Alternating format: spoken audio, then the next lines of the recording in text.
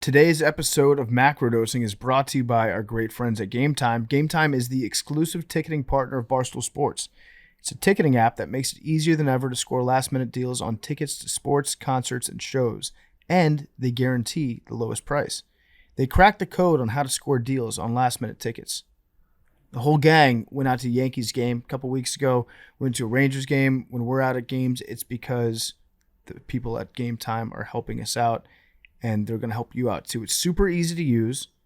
Again, it's awesome for last-minute tickets because the purchase process is so quick and so easy. It's got a great interface, and it's really easy to share tickets with your friends that are going to the games. It's awesome. It's the easiest way to buy tickets, especially at the last minute. Download the Game Time app, go to the account tab, create your login, and redeem code MACRO for $20 off your first purchase. Some terms apply. Download Game Time, last-minute tickets.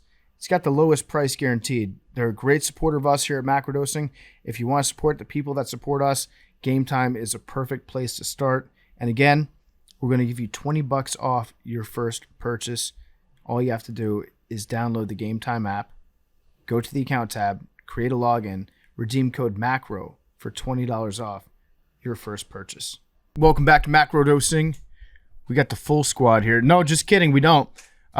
Avery decided not to come into work again today, and he's just hanging out. So he's probably in an internet cafe somewhere with the footage of the science fair. I tweeted a clip yesterday that was you and Arian. It's from the science fair video, possibly if it exists at all. Mm-hmm. And I said, Avery walking into the office today with no intention of releasing the video. He didn't even walk into the office today. Pathetic. You know, he's going to, we should do with it, we should do like the Martin Shkreli business model, where Avery sells the science fair video to one person. So for like millions of dollars. Yeah, for millions, for $5 million. And they get to watch it all by themselves. I'm told that he's done editing it. That's what we hear. I mean, that's what he says. I don't know. We're all waiting. We're all waiting patiently for Avery to finish this shit up. But you're just suspending everyone. I'm hoping that I don't walk in here today and get suspended. Yeah, well, you better watch what you say. I know. It's up to you entirely. I know. I'm issuing a suspension for like 40% of the Discord. Yo, it's getting wild in there. You guys need to freaking calm down. I haven't checked it out. We need mods. I went on it last week for a little bit. Suspended Billy, that's his job. Haven't been back. Billy should be moderating the Discord. I feel like those are his people there. I feel like that's like his bread and butter. I told him to. I'm told that there are some dick pics circulating on the Discord. I am off until there's no more dick pics. Oh, good. So how does that happen? They're not dick pics. They're ball pics. Ew, what? That's fine. I kicked the guy that did. No, I kicked him out. You can join again, but if he does it again, I'm just gonna ban him. So people are just posting pictures of their nuts? I don't think they're real. I think it's just like a little. It's like it looked like CGI, but it's the principle. Like, just relax, bro. There's You little women horny on little there. dweeb. Just a little dweeb, man. Dweebs do shit like that. No fucking dweeb. No balls. No balls on the Macrodosing Discord. Is that official policy? I ain't gonna say that. I ain't gonna say that. You know what, Arian? You could post tasteful. You could post tastefully funny things from time to time. It depends on the context. But like, dude was just spamming every room with ball pics. It was just Balls aren't tasteful. Balls are never tasteful. I don't think. I would not know. Is there any uglier body part than the scrotum? I did like that. Like a male or female? The elbow. The elbow's pretty bad too. Let me see the back of your elbow, Big T. I have bad elbows. Let me see. I've got bad Let me be elbows. the judge. But elbows They're are still dry. so much. I feel like he was ready for that. Like, No, they are ready for dry. that excuse, like, no. I've got dry elbows. He That's needs still lotion. better You don't use than lotion? a nutsack. Do white people use lotion? No, Yeah, I do. What women do. Depends on what part of your body you're talking about. Guys have very moisturized penises. I'll put it that way.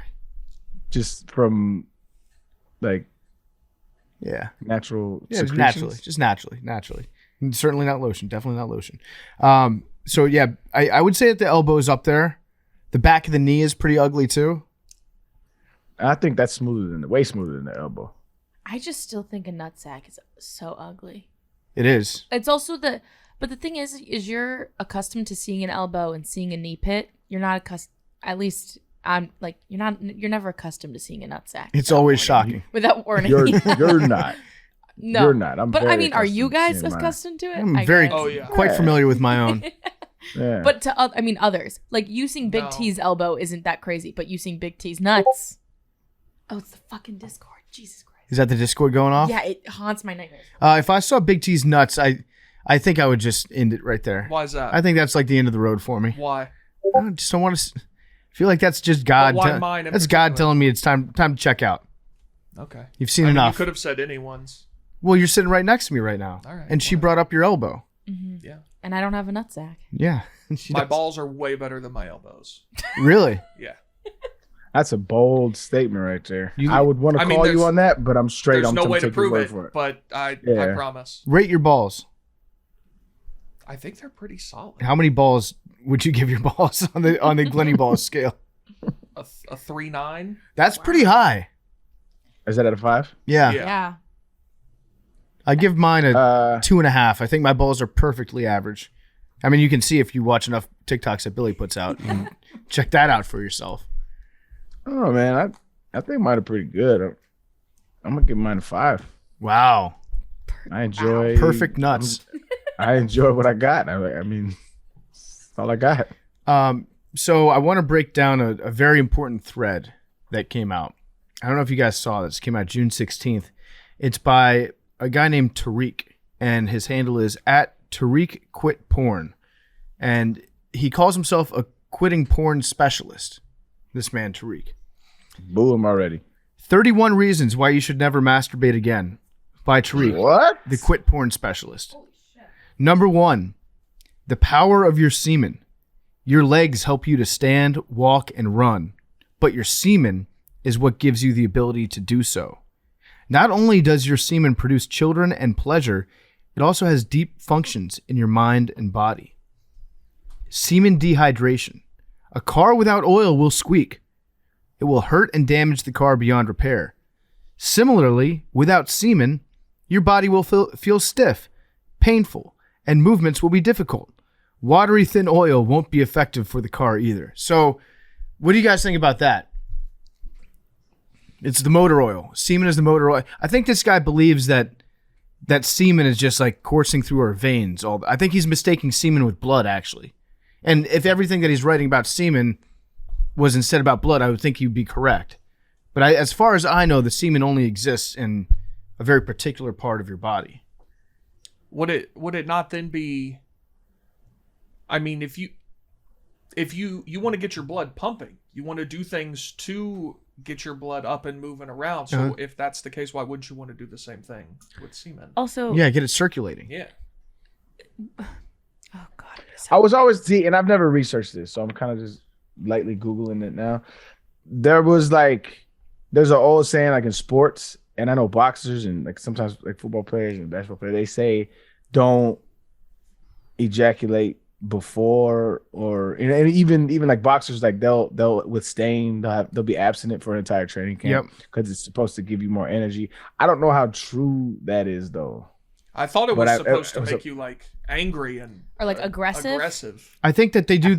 I don't know. There's always some soccer coach that says this to his team before the World Cup every year.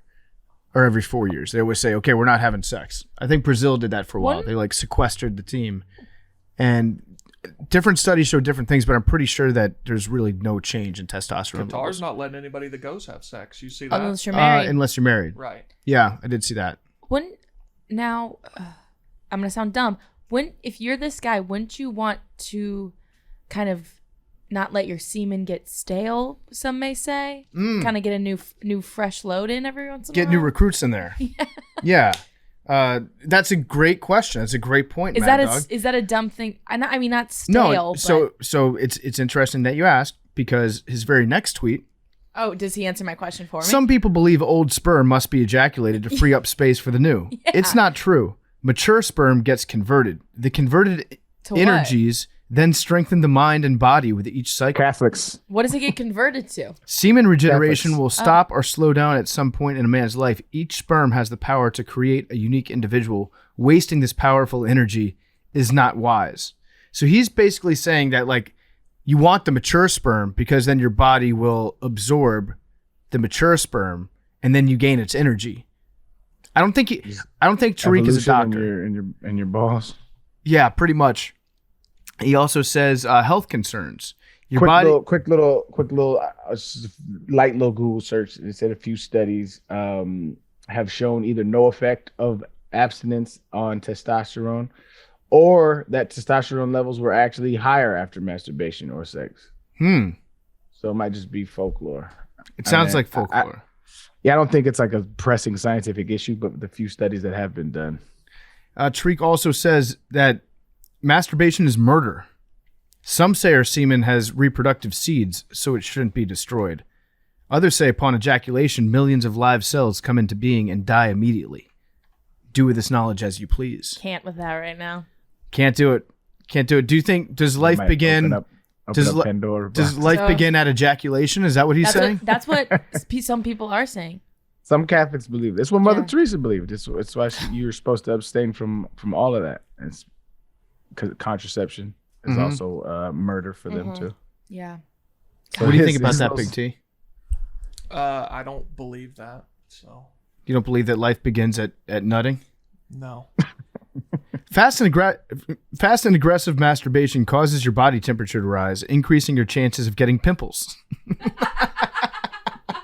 In most cases, a person won't start getting pimples until they begin masturbating. Oh, it really makes you think. So is it just a coincidence that at the same time that a young man starts to masturbate also happens to just be the same time that they might get pimples? Very interesting. Interesting. You know, I think I can actually count how many pimples I've gotten in my entire life. Like I just don't ever really get pimples like that. You got good skin? Yeah, I mean, if that's what that means, then yeah. Healthy skin? Healthy skin. But it's not, I would be the outlier to his experiment because I get it in myself. You get it in big time. Yeah. This guy's just talking about puberty though. That's the thing. He's like, oh, it's you get pimples when you start jacking. Yeah, it's because you're going through puberty. It's pretty easy to figure out the timeline. Oh, you could also be like, oh, masturbation makes you grow taller because right when guys start jacking off, they tend to also grow. Or deepen your voice. Yeah, it makes your voice deep, gives you pimples, and increases your height. Also, it reduces your ejaculation force. A young person can ejaculate far and with good quantity. A person who masturbates a lot will have lower ejaculation force. This guy's doing StatCast for his sperm. Yeah, is this guy doing the broad jump? Exit velocity of my sperm is decreased. That's actually not true. And the reason why I know this is because I was listening to this guy. He was a porn guy, and he's known for how far and how much he has.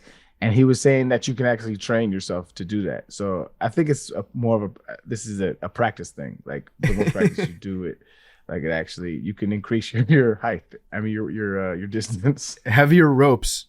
That should be an event in the Olympics. It gives you lower ejaculation force, thin semen.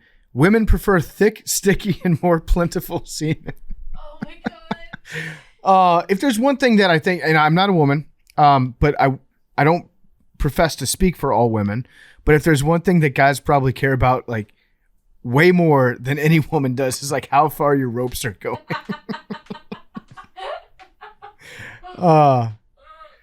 Listen, this guy's a total package. Like he's got everything that I need. He's a good provider. He treats me nicely. He cares about my family, gets me great presents, supports me in everything that I do. But he can't hit the ceiling. And that's a deal breaker. That's a major ick. That's ick for sure. One of the reasons for delay in urination is excessive masturbation. A person may have the urge to urinate, but still it'll take the time for urine to release. So if you jack off too much, you can't piss. Is that what they're saying here? Is this a parody? He's not for real. No, he's for real. This is Tariq, quit porn specialist. He's a specialist, Arian. It gives you a dull mind too. Semen helps you concentrate for longer periods of time with more focus. A person with low semen may not be able to focus for long and may even be forgetful. That's what Isaac Newton. That's Isaac Newton's bag right there. He was saying that chastity. What is he saying? Chastity. Yeah, I'm a butcher, but basically saying you horny motherfuckers don't get shit done because all you thinking about is getting off. That's not a bad point. I mean, Isaac Newton is a great test case for that too. Yeah, I think this is his first solid point. This guy really believes in what he's selling. If you go to his website, you only pay him after you go 30 days without porn. I like that. So listen, you can call him a lot of things, but he's doing honest work. He doesn't get paid until he works for you. How now? What's the check-in policy like that? Just honor system? I guess so. Yeah, I guess you could really scam this guy. Hi, I'm Tariq. A year ago, I was just like you, fapping 3 times a day. That's a lot. That's a lot. That's a lot, actually. That's a lot. The last thoughts of my day were porn. I was an addict. Now I'm free and I've experienced dramatic changes in my career, social life, and soul. This dude sounds like one of those hustle guys. You know what I'm talking about? Like the hustle porn guys? Yeah. He just replaced porn with hustle porn. Yeah. Instead of jacking off 3 times a day, find 3 conversations you can get into with a successful person and pick their brain. He also has before and Hell after no. pictures where like he looks the exact same. It's just the after picture he's like on a beach. Yeah. The before picture he's in a bar. That's before I stopped jacking off. I used to go to bars. Yeah. And now I just hang out on these rocks. From bars to beaches. Oh, you Stop also get checking it. a stinking penis. Frequent masturbation may cause the penis to stink, even if cleaned regularly. It can also lead to added accumulation of smelly substances around the foreskin of the penis. He's not circumcised? I guess what that not. sounds like. He's also just like admitting to having a stinky dick. Yeah, that's odd as hell, bruh. I'm setting up a strategy call with him for tomorrow. With Tariq? Yeah, you can do it as early as 5 a.m. This guy rises and grinds. Can we? No, he doesn't grind anymore. That's true. Can we get him on the show? We should. Let me contact. Let's try to get in touch with him. What's he doing for the next 3 hours? So when you go to his set up my strategy call, he's all booked up today. I mean, everybody is talking to this guy, but tomorrow, he's wide open from 5 a.m. to 2. Okay, I need you to talk to him, Big T. All right. You can 3 also. times is a lot. It is. You can also, if you jack off, it makes you weak. This guy says causes the muscles to loosen and lose. This guy's just obsessed with semen. I truly believe this guy thinks that semen is just like coursing through his veins all the live long day. You get more energy. You can get addicted. If a person can't go 2 days without masturbation, he is considered an addict.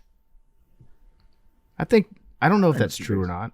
By the way, 2 days. not just for men. There's an option for women to click "I want to quit now," and he will help you as well. Dude, that's just going to be him hitting on you. Like that's going to be him. Like, Of course. so tell me about your habits. What do you do? Show me your technique. You get Yeah. a personalized Me. plan of action, 3-step quit porn quickly guide, the 7 stages of freedom guide, the mountain guide, a lot of guides. I want the mountain guide. What's the mountain guide? How to never watch porn again, which seems like that's everything. I don't. Oh, so the 7 stages of freedom is how to prepare for the journey and make it easier. So a lot of guides in here. He checks in on you every day for 30 days. How to make quitting porn effortless and fun. Listen, this guy this is a 5,000 word document. This guy put thought into this. Okay. Oh, yeah, that's obvious. I don't know how correct the thoughts are. Yeah, but he might definitely be put wrong, thoughts but into he's it. trying. He says Yeah. if you masturbate for a minimum of 10 minutes per day, 6 times per week, you'd be spending 4.5 hours each month masturbating. That's self-care right there. It is self-care. That's over a day per year of jacking off. I love it. It's a day well spent, in my opinion. I'm saying. Masturbation will cause You're you not- to suffer in so many ways. I'm going to have to join his email list. Got to. There's no doubt about that. I want to hear more about this guy. Tariq, quit porn specialist. Reach the top of Mount Consciousness. Free gift when you subscribe. What do you think the free gift is? I was about to say Mount Consciousness sounds like a great t-shirt, so I hope it's a shirt that says Mount Consciousness on it. Okay, I just signed up. Should hack in and send all his constituents fleshlights. Horniest guys ever. Subscribe to that. Thank you for signing up. Click the link below to confirm your subscription. Subscription confirmed. Oh, the 7 stages of freedom. I already got my free gift. He's really into anime. That's I wonder if you watched anime porn. What is it called? Hentai? Hentai, oh, for sure. Yeah. Stage 1, you're in Kid Goku stage. That's where you decide to quit out of inspiration or desperation. It's admitting that you have a problem. There's a lot of stages here. Stage 3 is the lifestyle stage. Reaching the 30-day mark means you're past halfway and never relapsing again. This guy is just obsessed with jacking off. Like, one of the homies actually did this too. Now I'm thinking about it. You know, Terry Crews. yeah, Terry Crews went on this like anti-porn and masturbation like tour as well. that's weird. And I just I understand if you want to do it and you feel like I feel like any behavior that is self-destructive and you feel like is stopping you from being productive, yeah, it's good for you to kick. But like you out here preaching that it's like all this other shit, like you wilding. Like, calm that shit down. I do kind of agree. Some of us can beat off and get shit done. Like it's all right. I agree with the notion though that like porn, the age that people are getting exposed to porn at, and like the level of porn that you can find anywhere right now is like, it's kind of similar to what weed is like now as opposed to what weed was like back when we were smoking. Bring back magazines. Yeah, bring back magazine. Bring back Playboy. Oh hell no! Why? The nostalgia factor.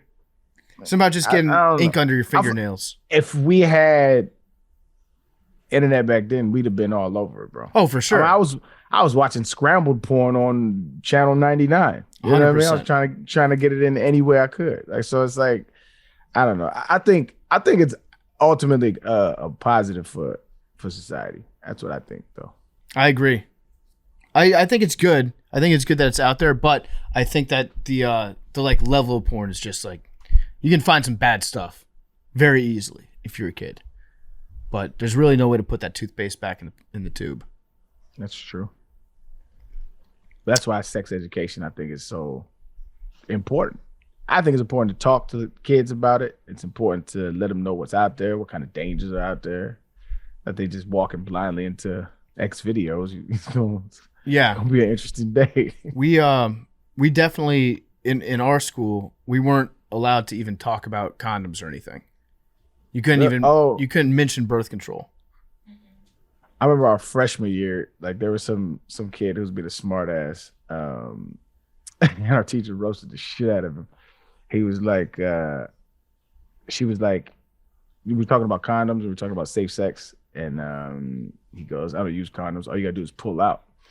And she said something, it was something slick. She said it better than I could, but she was like pre-cum, there's a term for it, but the pre-cum, you can actually get a girl pregnant. She's like, but we all know that you're lying anyway. Just roasted the shit out of him.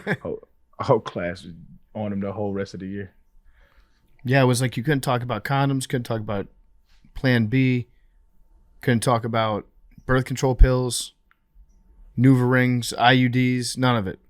It was all like you went to a Catholic school, right? No, it's a regular school. Public school. You weren't allowed to talk about any of that.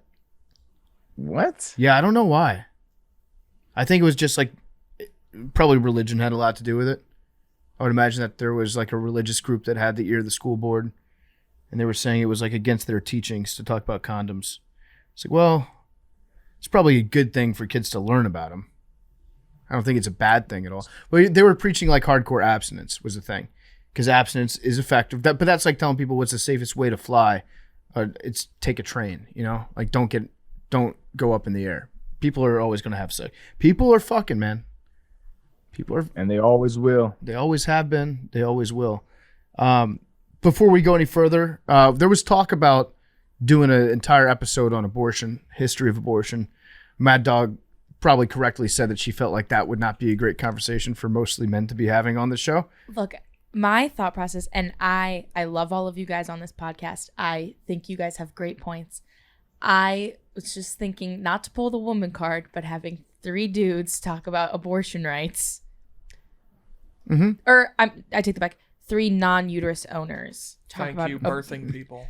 Sorry. I saw a lot of trans exclusionary language this week. It was pretty disgusting. To But be honest I with you. just think we should definitely touch on it. It's been a weird weekend for me, for sure. But it also is just like a shitty subject to talk about. Like, I don't think it's gonna like make anyone happy to talk about. And it's also one of those things where it's like, it's one of those topics where it's like hard to, like what we do, like transfer in and out of jokes. Yeah. And then be like, oh yeah, also Mad Dog got some rights taken away on Friday morning. You know what I mean? True. It's like a weird one. It's strictly from like a political standpoint on it. I do feel like this is it might kind of backfire on Republicans. Yeah, because just like strategically. Yeah, 100%. Like Republicans have a 3-1 lead over Biden right now. Yeah, this might be Biden's. Is this the moment? That's his picture, the LeBron picture. This is where Draymond Green kicks that dude in the testicles, and he gets suspended for the next game. Yep, for game 5. You're saying that like this wasn't the Democrats' hope the whole time. Well, also, I don't think it was Democrats' hope that this would happen. No, but they could have codified it. Really? They've had 50 years to just make this the law. They've had multiple supermajorities in that time. You're underestimating. They were playing the long game of 50 years. No, well, at some point they knew this would happen. I think they could have just made it the law. You're underestimating the incompetence of Democrats. And every single election cycle, like, y'all better vote. Like, abortion, this, that, and the other, they can just hold it over people's heads. That's the whole thing. So, I mean, Republicans have also been doing that to, I think, an even greater extent, where this was like the rallying cry. Like, we need to overturn Roe v. Wade, especially amongst like evangelicals and Christians. This was like single issue voters. This was their big thing.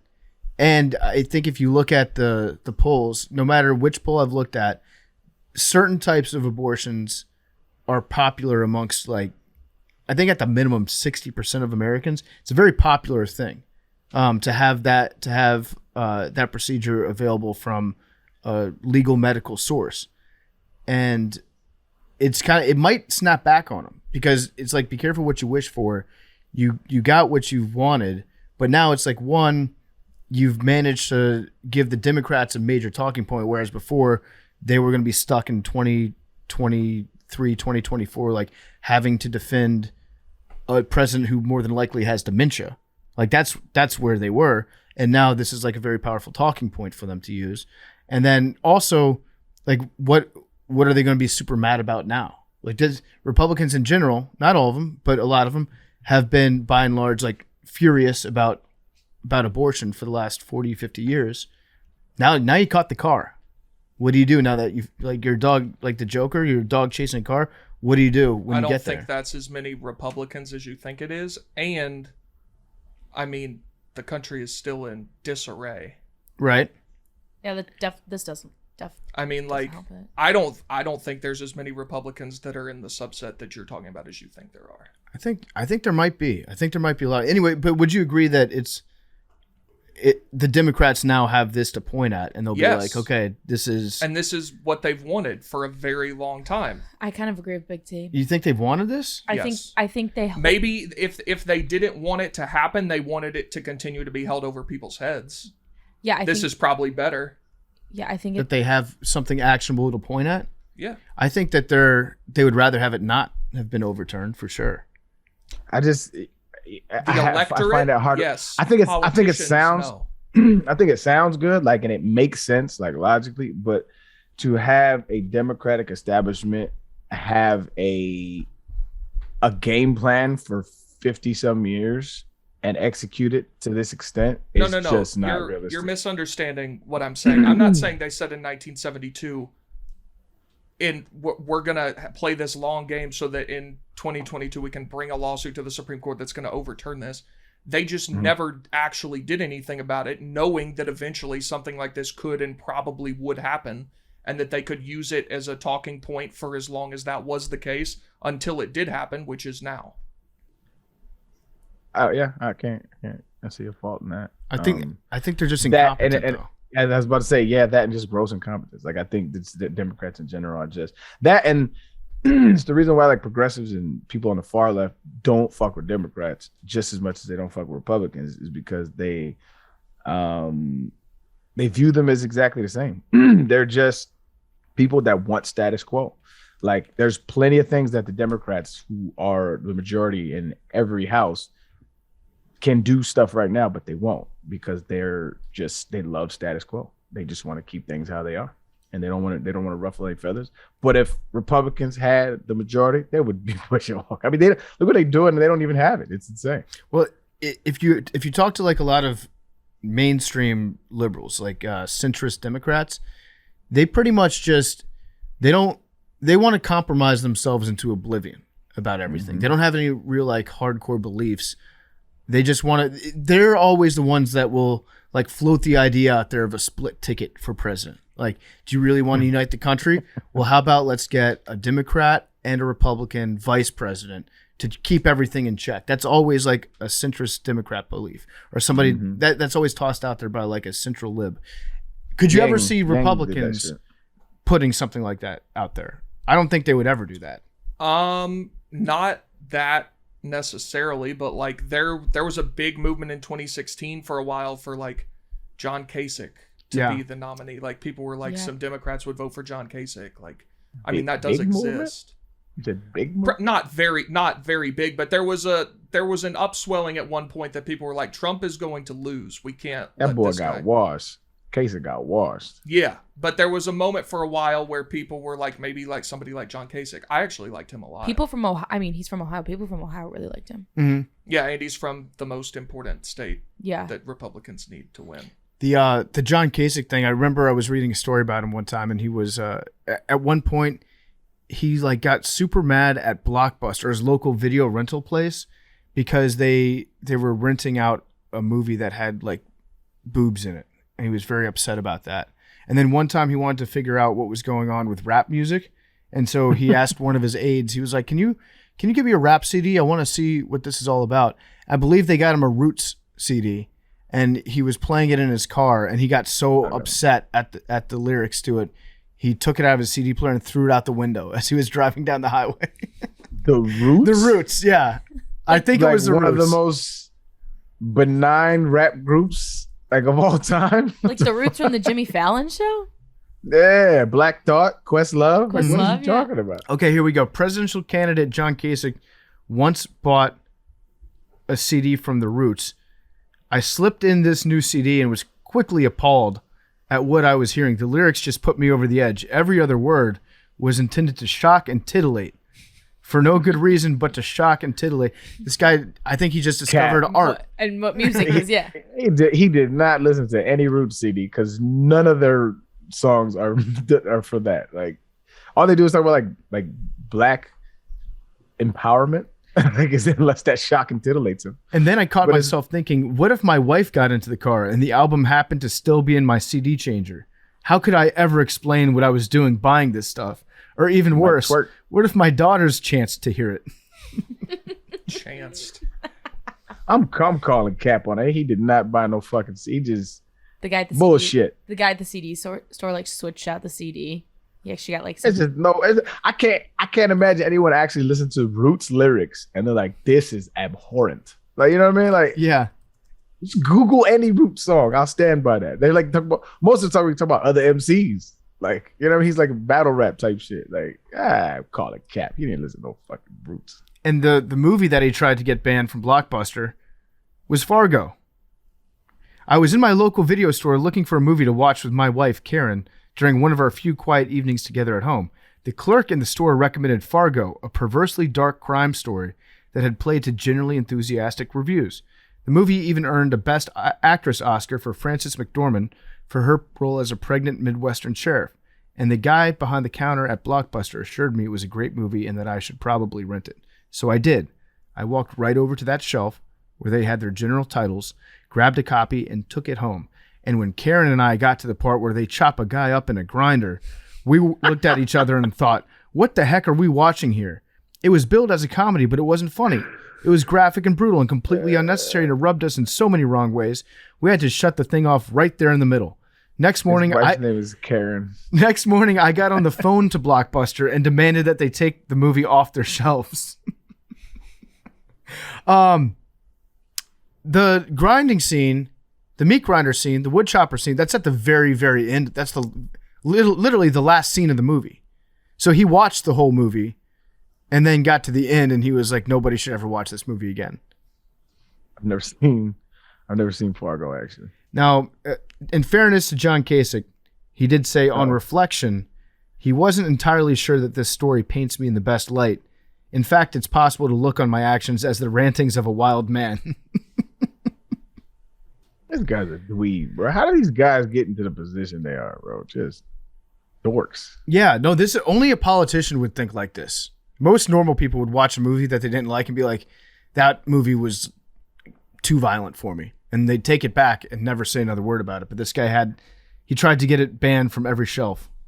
One time I was playing, we were playing like little league basketball, like youth basketball, like some little club team. And I put the ball between my legs. Like I was like 10 years old, and some parent from the stands yells out, "Hot dogger!" Like that's these kind of people, bro. Like he placates to them. Hot dogger. You're grandstanding. Dweeby, man. Just fucking dorks. Jesus Christ. Yeah, it's pretty bad. It's pretty bad to complain about Fargo. And the Roots. Yeah. I think he had just never heard rap music before. That had to be it. And there was curse words in it. They're speaking too fast. I can't understand. There's no way he heard a Roots song. I'm absolutely positive about that. Damn, it's that earthquake shit. Yeah. Have you ever heard the Roots? I know who they are. I don't know that I've ever listened to any of their music. You've definitely heard a Roots song. You know The Seed? Not off the top of my head. Let me. Locked Up 9 months ago? No. You've seen Questlove though, right? Yeah. I mean, on the Tonight Show and shit, I've seen them all the time. Yeah. And I may have heard some of their songs at some point. I'm looking at these. None of these like ring a bell in my head. Big T. I'm gonna tee you up real quick. Okay. Where do you teed off about today?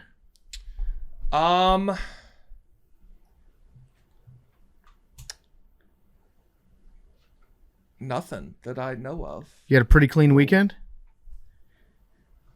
Yeah. Did you get inconvenienced at all? Yes. Yeah? In some respects. What respect was that? It was very difficult to get around this weekend. Why was that, Big T? There was a parade of very grand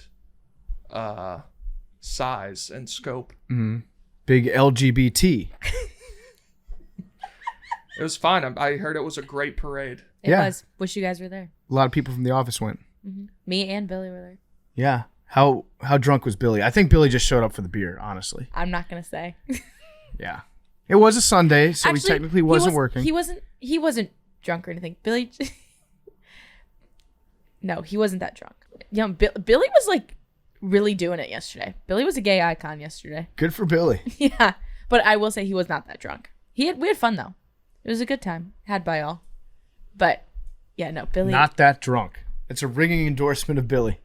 Well, it was That's progress. It was a Sunday. Not that drunk. I would have loved to have gone to it. Could not make it. I was coming back from Austin yesterday. Yeah. It's so fucking hot in Texas, by the way. It's disgusting. That's why I don't go anywhere. 104 degrees outside. Mm-hmm. Stepped off that plane. I felt that hot wind. You know, the hot Texas wind that you get? Mm-hmm. And I was like, yep. Yeah, I'm back. The ground was crunchy everywhere because all the grass was just burnt. So I went to Disneyland. That's why I missed the last episode. So I went to Disneyland, and everybody out there was like, "Oh my God, it's so hot!" And I'm like, "Dog, it is amazing out here." Because like, yeah, it's hot, but like if you get under a shade, like if you get under, then it's cool. You can feel a breeze. Like there's no breezes here. Yeah, there are zero breezes. So give me a rating. Insane. What was your favorite part of Disney World? I was at Disneyland. Disneyland. It's not Disney World. And I found that out. So Disneyland is different than Disney World. Disney World is in Florida, I believe. Disneyland is in like Orange County. Anaheim, maybe?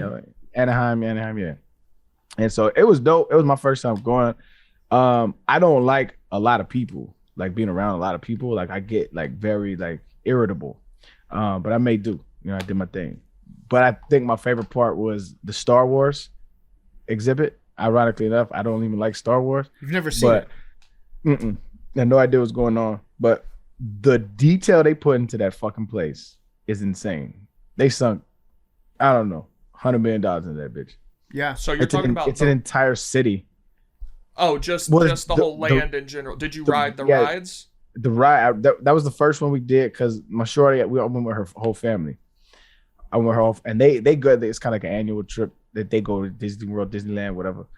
And so they had like a fucking itinerary. It was like they planned this shit out. And so like as soon as we got up in the morning, we went straight to the Star Wars junk because that's like the main attraction. So that one could have like lines of wait to like 3 hours, even with a fast pass. So so we went to that first, and so after the ride, like you go out and like they have like the Millennium Falcon, like a life-size replica of the shit. And then just around it, it's like they built a whole town where you can go in. Like there was a bar, there was like, and everybody's dressed like Star Wars characters, like all the employees.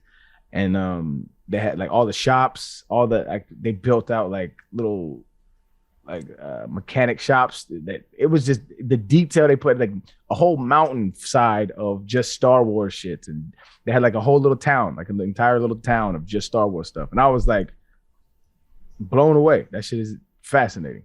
Yeah, I don't care about Star Wars either, but I've been to the one in Florida. It's exactly the same, and it's like crazy. And the ride, did you do? There's 2 rides, I think. Did you do both of them? I did 2 rides. I did one where like they take you prisoner, and like that's really dope. It's like 50. It's like very immersive. Yeah, it's like immersive. So like they take you prisoner, and I ain't gonna spoil it, but like you get broken out, and the shit that's involved in it is insane. And then there was another one that's like. It's like a game, kind of. Yeah, to where you like have to shoot stuff. That was cool too. But glad I did the first one because it's just so immersive. Like it's just very well done. And I was talking to my shorty. She said Disney World has an Avatar one that's like the Star Wars one, but she's like it's the best thing that Disney has. Like, I can't. You have to do that. The Avatar ride at Disney World is probably, I don't know that's my favorite necessarily, but it's the best one I've ever been on. It's crazy. And I think I'm gonna do that I'm definitely not going to Florida in the summer and waiting in no fucking lines in the heat. So I'm gonna wait till like the winter time or something like that to where it's nice and cool to where I can enjoy the park. And definitely if you can go on a weekday. We went on Friday. Hell no. Too many people. Too many fucking people. I've still never been to Disney World or Texas for that matter, if we're talking about it. But well, this one's in California, and then Disney World's in Florida. Or sorry, Disneyland or Disney World, any Disney. Or Texas. Or Texas, all 3. What are some other places you've never been? California in general, like just never been to California. Seattle. See, this is more an experiment of like where your mind goes first, because I would assume that there are thousands of places you've never been, but like what are the iconic places? Yeah, like those, Universal, like any of those. Atlanta, never been to Atlanta. Never been to Atlanta? No. There's a lot of like major cities I've never been to. You ever been to Canada? Been to Canada. You ever left the country besides Canada? Yeah, I've been to Europe. I've pretty much any like major city besides like New York and Chicago hasn't really hit my list. Oh wait, shit, that sounds bad. Well, I've been to Boston too. I don't go to a lot. Like, you don't go to the South. No, my family growing up wasn't like a go beach vacation family, so we would just go ski instead. So we wouldn't really like go to the beach or go to like warm places. Yeah. So I just haven't hit those. Haven't been to Nashville. I want to go to Nashville though. That's such a 23-year-old white girl. They're not ready for you. They're not ready for me though. They have to. I'm waiting for Nashville to be ready for me though. But yeah, no, I'm giving 23-year-old white girl. But Nashville's pretty boring, actually. Expand on that. You seem like someone who would love Nashville. Why? Yeah, it does not seem like Arian would love Nashville. Maybe not like the whole vibe, but it's like it's a party the whole time. Like you're just the best thing I've ever been to in Nashville. There's this thing I don't think you would ever have been to it, but it's called Boom Bap. Boom Bap is I don't know if it's every year, but Boom Bap is like this. It's like this part of this traveling set that they'll get a venue and they'll have like DJs, but they just play like 90s shit, like black music, but like 90s hits, and it's just like, or like not even hits, like Wu-Tang. They'll play like Pac. They'll play like, you know what I'm saying, like, and not just the hits. They'll play like really good music, and it's just a good vibe. It's just like a really good vibe. It's one of the best things I've ever been to in Nashville. It's a good name Yeah, I too. haven't heard of that. Yeah, Boom bap. boom bap, boom bap. Yeah, but I mean, other than that, it's like if you like bars, I would say it's cool. If you like bars, like shit like that. I think I'm getting washed. So like those kind of scenes don't really do it for me anymore. I like more loungy or shit to do, like actual shit to do. Yeah, I'm But kind of the Nashville, same like, way. See, I Yeah, agree it's with not that. a thing to Like, do. I do kind of agree with that. But having lived there, it's a very great town to live in. Like, I don't doubt that. Yeah, if you're going for a weekend, like you went recently and you were Mhm. like, what are some things to do? And I was like, I mean, obviously other than like Broadway, it's like there's a replica of the Parthenon, and I mean there's always like cool shit going on, Yeah. but it's like in terms of like attractions, there's not that many, but it's a great place to live. It's a very Yeah. cool. But isn't it like, is Nashville or is Broadway like such a major part of the downtown though that you kind of like have to go into Broadway to be downtown? I mean it is like right smack dab in the middle of it. So like if like Little or Big T had to go into the city to like go to a Preds game, would you have to like go through Broadway? The Preds Arena is On right Broadway? in the middle of Broadway. Yeah. Oh. That's the one time I do enjoy being on Broadway is before like an event. Okay. It's fun. I would never like if I was home on a Friday night, we would never be like, let's go to Broadway. Yeah, but Right. if there's something going on there, you want to swing by Right. Margaritaville. I mean, Bridgestone is between bars. Like it's Oh, seriously? yeah, across the street from Bridgestone is like Tootsie's, like the most famous bar there. Like it's just right in the middle of all of it. So that's cool. That's what the Star Wars bar did for me, was it made me realize that like adults in our world are just fucking boring. Like imagine entire cities like where like every bar is like a theme bar, and like everybody gets into character, and it's like not these like boring buildings and just like it's just boring. Like the Star Wars, like when you go in there, it's like, yo, this is how it's supposed to be. In supposed fairness, to be every immersive. bar in Nashville is a theme bar. You just don't like the theme. Country, Yeah. yeah, that's not a thing. Yeah, the immersion. You're starting to sound like a Disney adult, Arian. Yeah, a little bit. Did you also didn't send us a It's picture of fire. you and Mickey ears. I was kind of upset about that. Oh, I didn't seek out Mickey. I didn't even see him actually. So this was I take that back.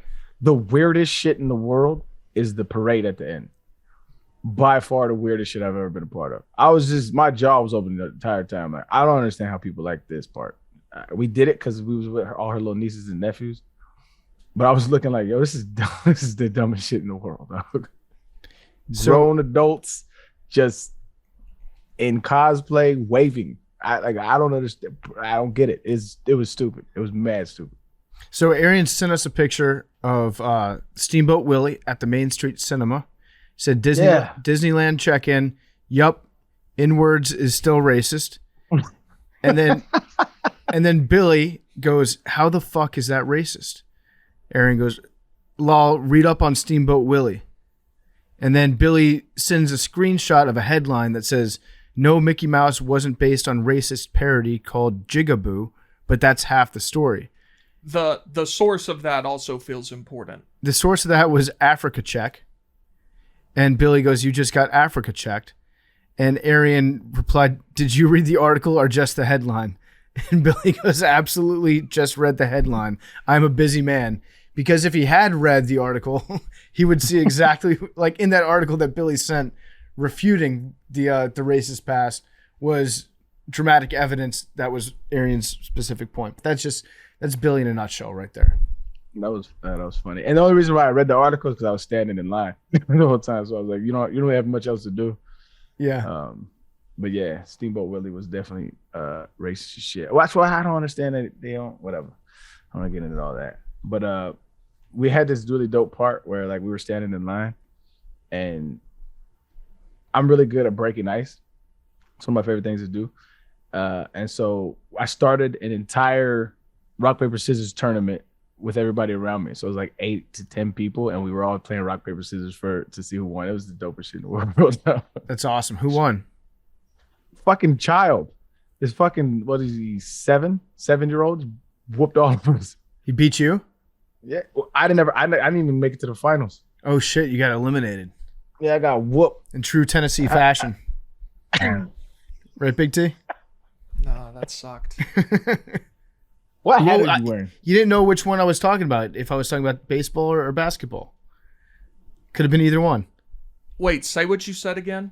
Arian got eliminated early on in a tournament, Oh, yeah. and I said, I thought you were saying my thinking was off anyway because I was thinking Disney World in Florida. I thought you were talking about us losing to Florida all the time. no, I was talking about basketball, but then after I said it, I was like, whoa, that could actually be applied to baseball as well because you guys didn't even make the World Series. You got Last year we went to eliminated. the College World Series. This year we went to a Super Regional. We've been playing well in baseball tournaments. How do you feel Won about the SEC tournament? Oh, that's more important, some may say.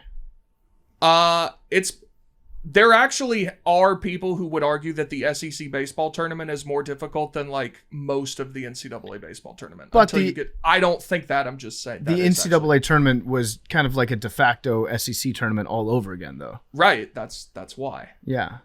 Yeah. No, we should have played better in the NCAA tournament. How do you feel about Ole Miss?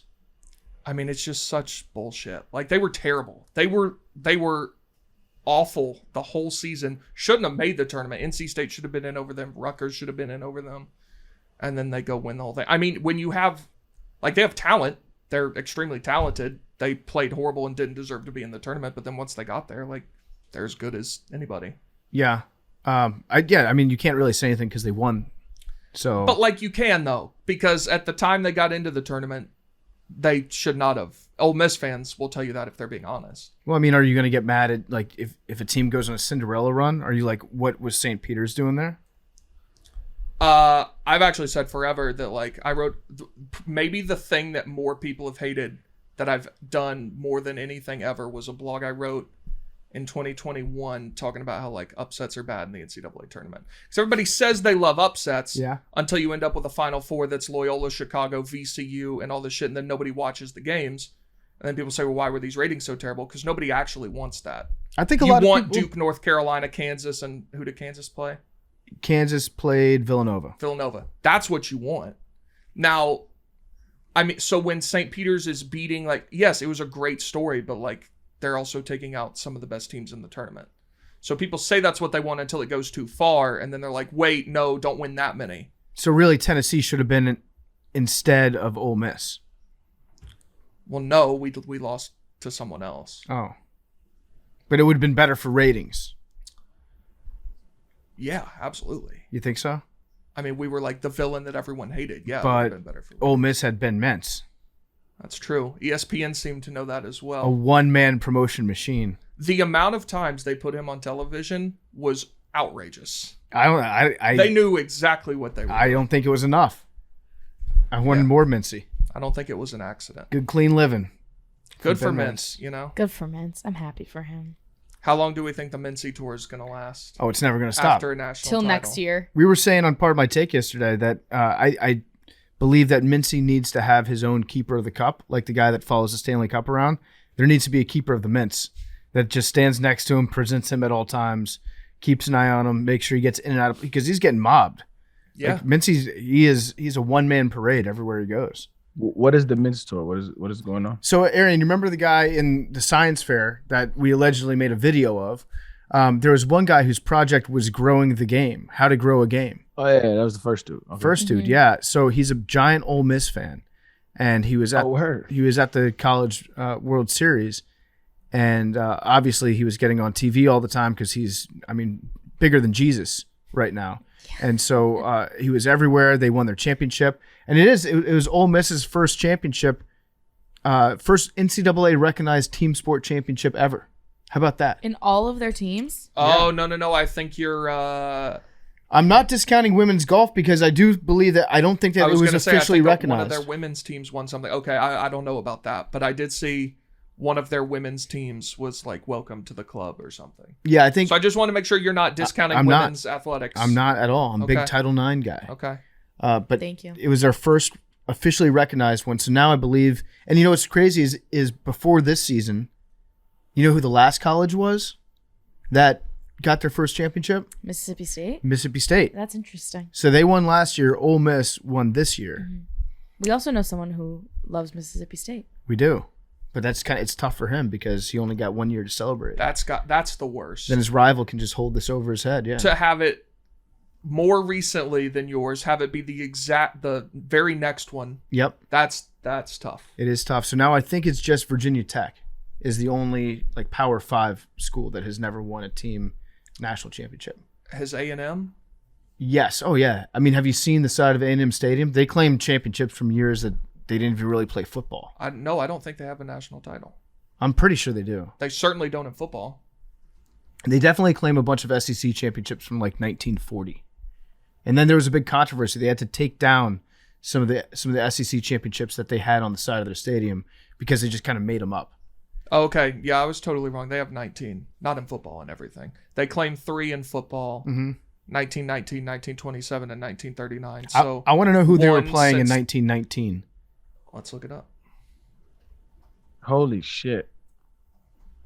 Brittany Griner appeared in a Russian court Monday for a preliminary hearing ahead of her trial beginning July 1st. She could face 10 years in prison if convicted on charges. Yeah, I saw that. For having a vape pen? Oh my God, bro. That's crazy. That's so sad. So in 1919, they did not allow a point the entire season. They beat Sam Houston State, Texas State, SMU, Howard Payne, Trinity, Oklahoma State, TCU, Baylor, Southwestern, and Texas. So they played some real teams in there. Only 2 road games. Oh, that's interesting. Yeah, but did not allow a point the whole season. If you did a road game back, would you probably have to take a train? Yeah, I guess so. What a world that was. So their only road games were SMU and Baylor, so pretty close. Are those all Texas schools? Not Oklahoma State. Oh yeah, Oklahoma State. And that might be the only. I don't know where Howard Payne is, but other than that, yeah. I think that's Texas as well. Yeah, but every other school's in Texas. So yeah, now it's just Virginia Tech. They got to bring one home now. I guess it is Virginia Tech that I'm thinking of that has the empty spot in their trophy case where they're gonna put their national title trophy. Do they? I believe so. That sounds like a very much a Virginia Tech thing to do. Virginia Tech and A&M are very similar universities too. They're like two sides of the same coin. Yeah, Virginia Tech has a little thing, and there's a plaque on it that says this area is reserved for the national championship trophy. I guess the closest that they got was Michael Vick, right? Michael Vick went to they Tech? were. Yeah. Whoa, I did not know that. Yeah, he changed the game. Damn, I didn't know that. And Marcus Vick. One of the most electrifying quarterbacks of all time. Yep. Also one of the best video game quarterbacks of all time. Oh, 2004 Madden Michael Vick was unstoppable. Yeah, 99 and 2000 they went 11-1 both years. Tough break for Virginia Tech for the Hokies. And then people forget that JMU beat them in Blacksburg in like 2000. They lost to Florida State, didn't they? In Yep. the Sugar Bowl. I remember that because Peter Ward got off. The godfather of the dead leg. Well, for my generation anyway. Yeah, the dead leg. Walk us through the steps to doing a proper dead leg on somebody, Arian. Those that don't know, I think who made it really, I think Peter Wark was like the first in my generation, and then for my generation, but before that, Barry Sanders, that wasn't his go-to, but he did it a lot. And maybe before that, the only one I ever really saw was Gale Sayers. Gale Sayers was nice at it as well. But the dead leg is basically, it's like you trick somebody into thinking you're going one way, and so you put all of your force into going a certain direction, and then you straighten your leg and divert all that energy going the other way. You know who explained it brilliantly? I had a podcast with Neil deGrasse Tyson on his platform, and he was saying that like it's really hard to do that like in the world of physics. Like the fact that you do that is a wild thing. But so basically, I mean, it was really innate, honestly. And when you do it and you get away with it, it's one of the most satisfying feelings ever. When somebody's coming right at you and you just hit them with it, and then they go right past you, it's just a gorgeous feeling. The way Booger describes it is like you give them the leg, then you take it away. So you, I guess it's not necessarily a leg that you're giving them. You're just giving the illusion that you're going one way, And so it's more so that because a lot of defense is they have to anticipate where the offense is going to be. And so in the split decision time, it's hard to calculate that abrupt movement. What's the best move you ever put on somebody? Ooh, good question. Thank you. I wasn't really like a moves guy. My dead legs were kind of known in the league though. I think probably the one that was the toughest. Yeah, it's probably the toughest. I think 2012, we were playing the Bengals in the playoffs. We played them 2 years back to back, so it's not 11. It was 2012, and I hit Ray Maluga with it. Oh, it was mean. And then he just goes sailing past you, tackling air. Yeah, that's gotta be a good feeling. Mean. Yeah, it's really dope. There was another highlight of you that went viral like a week ago, Arian. And I had seen this, but I forgot about it. When you asked that referee for his hat. Yeah. It went viral? Yeah, you made friends with him. You said, Mr. Referee. Mr. Ref. And then he went over to the sidelines and you were like, Can I have your hat? And he was like, no one's ever asked me that. Yeah, I'll get you the hat. So did you get the hat? Yeah. Do you still have it? He gave it to me. No, I actually lost a lot of my old memorabilia in like shit that I had from college and pros and a lot of that shit. Because I put it all in my garage because I don't really, it's not my shit. One, the hat didn't fit, so I couldn't really rock it, or else I would actually rock it. But two, I had it stored, and there was a hurricane, and I was staying in a part of Houston that got super flooded. So like my house was like 5 feet underwater, like almost the entire first floor. So I lost a lot of the shit that I had in the flood. I thought it was so. And that was there. I thought it was so sweet that you like went up to me like, Mr. Ref, like, and you had the Texans logo on the side of your head. That was sick. Yeah, that was. I made that popping in the city. That was a dope moment. Also, I didn't realize this because I watched that video, and were you like the king of jersey swaps in your era? Is that what you were like known for? Nah, or not known for, obviously, but I would do it. Like a lot of cats weren't doing it back then a lot, or they would do it like maybe once or twice. But I made it a point to like swap with every single player. Like if there was a killer on the other side of the team, like I need that. Because I was just like, I don't know. That's like probably the only thing I revered was like you get to play against cats that you're a fan of, like. And I played against a lot of cats that I love to watch. And so it was just one of those things where I was like, why not ask? I remember one of the first ones I asked, I think, was Ray Lewis. And he was like, he was more, he's like, let's do it. And so I had forgot about all of those. We talked about it, but I forgot about all them shits was in a bag in my closet. Did you have to pay for your jersey when you give it away? Every time. And how much is that? $1,700. Holy shit. For just one jersey? That's crazy. Mm-hmm. Now, why was it $1,700? I don't know, still like that's how much it costed. Well, that's how much they taxed. I don't know how much it actually costed the ball club to actually get the jersey made and the stitching and the name and all of that stuff. I don't know if that's what it actually cost them, but that's what they charged me. I can promise you it wasn't $1,700 to make that jersey. They were making money off you. Of course not. Maybe they were thinking if we they didn't want to incentivize. Yeah, they didn't want. I don't think they wanted to incentivize people swapping jerseys. They didn't like it. Like I remember I swapped with my dude Gerard Mayo, who played for the Patriots, and this was like the Tom Brady era Patriots. And before the game, I was like, "Yo, let's swap." He was like, "Oh man, I don't know, man. They don't really like that." I was like, "Bro, what the fuck, bro? You a grown ass man. Get your jersey, dog." He's like, "Man, I know Bob Kraft." And I was like, "Man, fuck Bob Kraft. Get your fucking jersey, dog. Grow up." He's like, "All right, I'm kidding." So you were paying like he had to do it all secretive and shit. It was like ridiculous. What? You're paying like $30,000 a year in jerseys? Something like that. That's crazy. What were your favorite jerseys? So if you go back and you look at the history of jerseys in the NFL, like I remember before it was Nike, it was Reebok for a while, right? Yeah. Crashed. Oh, they were awful. You didn't like those? They were the worst. So you played in Reeboks and in Nikes, right? Yeah. Mm-hmm. What was the difference?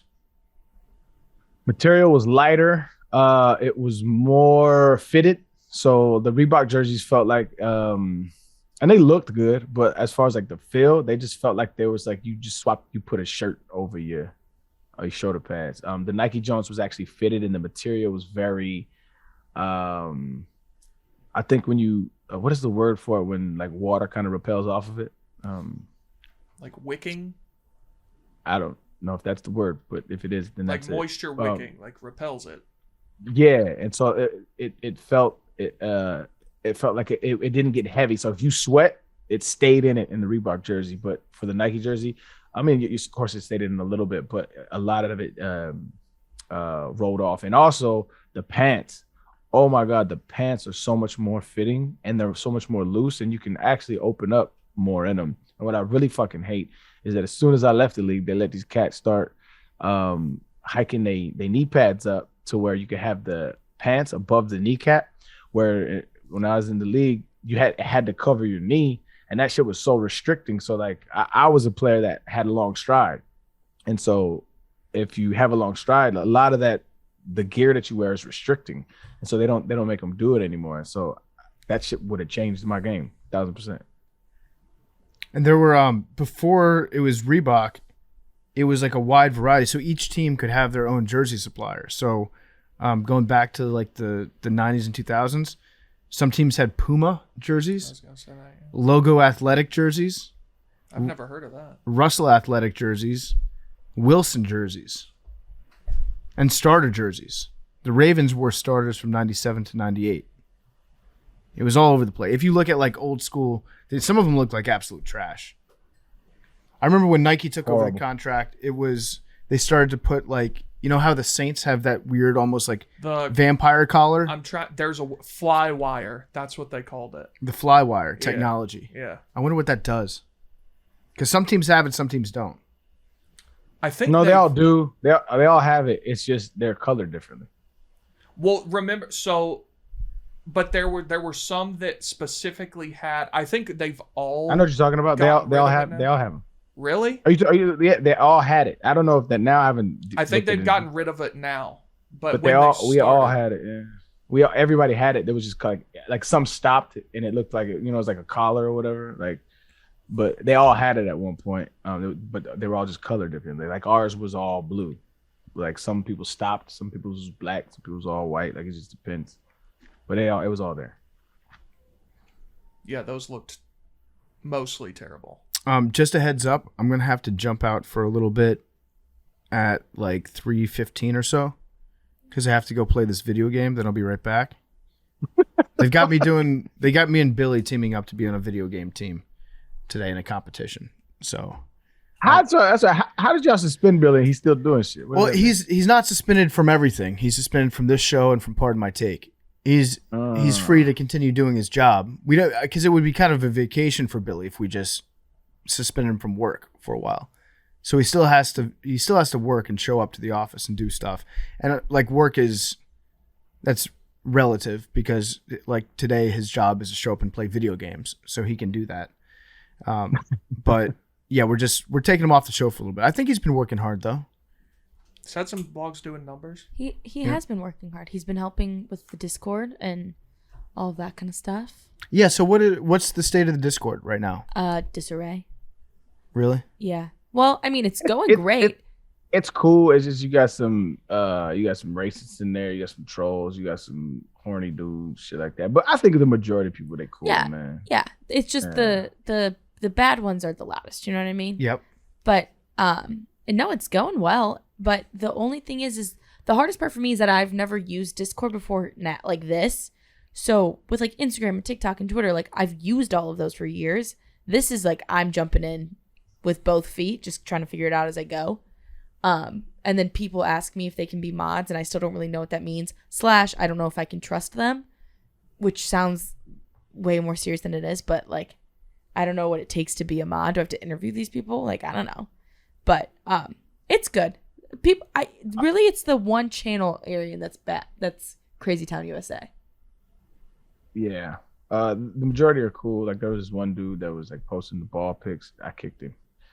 He can come back in, but if he starts doing it again, I'm gonna ban him. I mean, you can always set up another account, but it's just don't be a dork, bro. Like don't be a horny little dweeb. Like grow up. You feel me? Grow up. You know what we should do? Nobody's ever given me an answer on this. Is we should have the like what's the beef section of it, and we invite somebody in, and then you can like air out their grievances with anybody on the pod. Oh, wait. I think that'd be a dope. Aaron, you were gone on Wednesday. We're gonna start doing that after we come back from break. Oh, well, shit. Nobody, thanks for telling me. God damn it. Sorry. Or Avery made that executive decision, but yeah. Got you. But yeah, no, the Discord's fun and people have really good ideas on there. Like it's cool getting a different perspective from people on like what they like about the show. But Yeah. everyone, A couple people hit me for mods. But I think you just like do a trial and error thing. Like if they end up doing their job, then that's what's up. And if not, then you kick them as well. I gave that as a responsibility to Billy. I said, if you want to help me out while you're suspended, get some mods in the chat. Perfect. We'll go from there. Perfect. Because I'm on Discord pretty much every day. Yeah, it's just a lot to keep up with. Like there's so many things happening all at once. I think it's just because you're just not used to it. Yeah, that's also true. Yeah. There's a story that was going viral today. I think it first got written a couple years ago, but I think it got updated recently about Martin Shkreli getting out of prison. Is it about the wife? About the woman, yeah.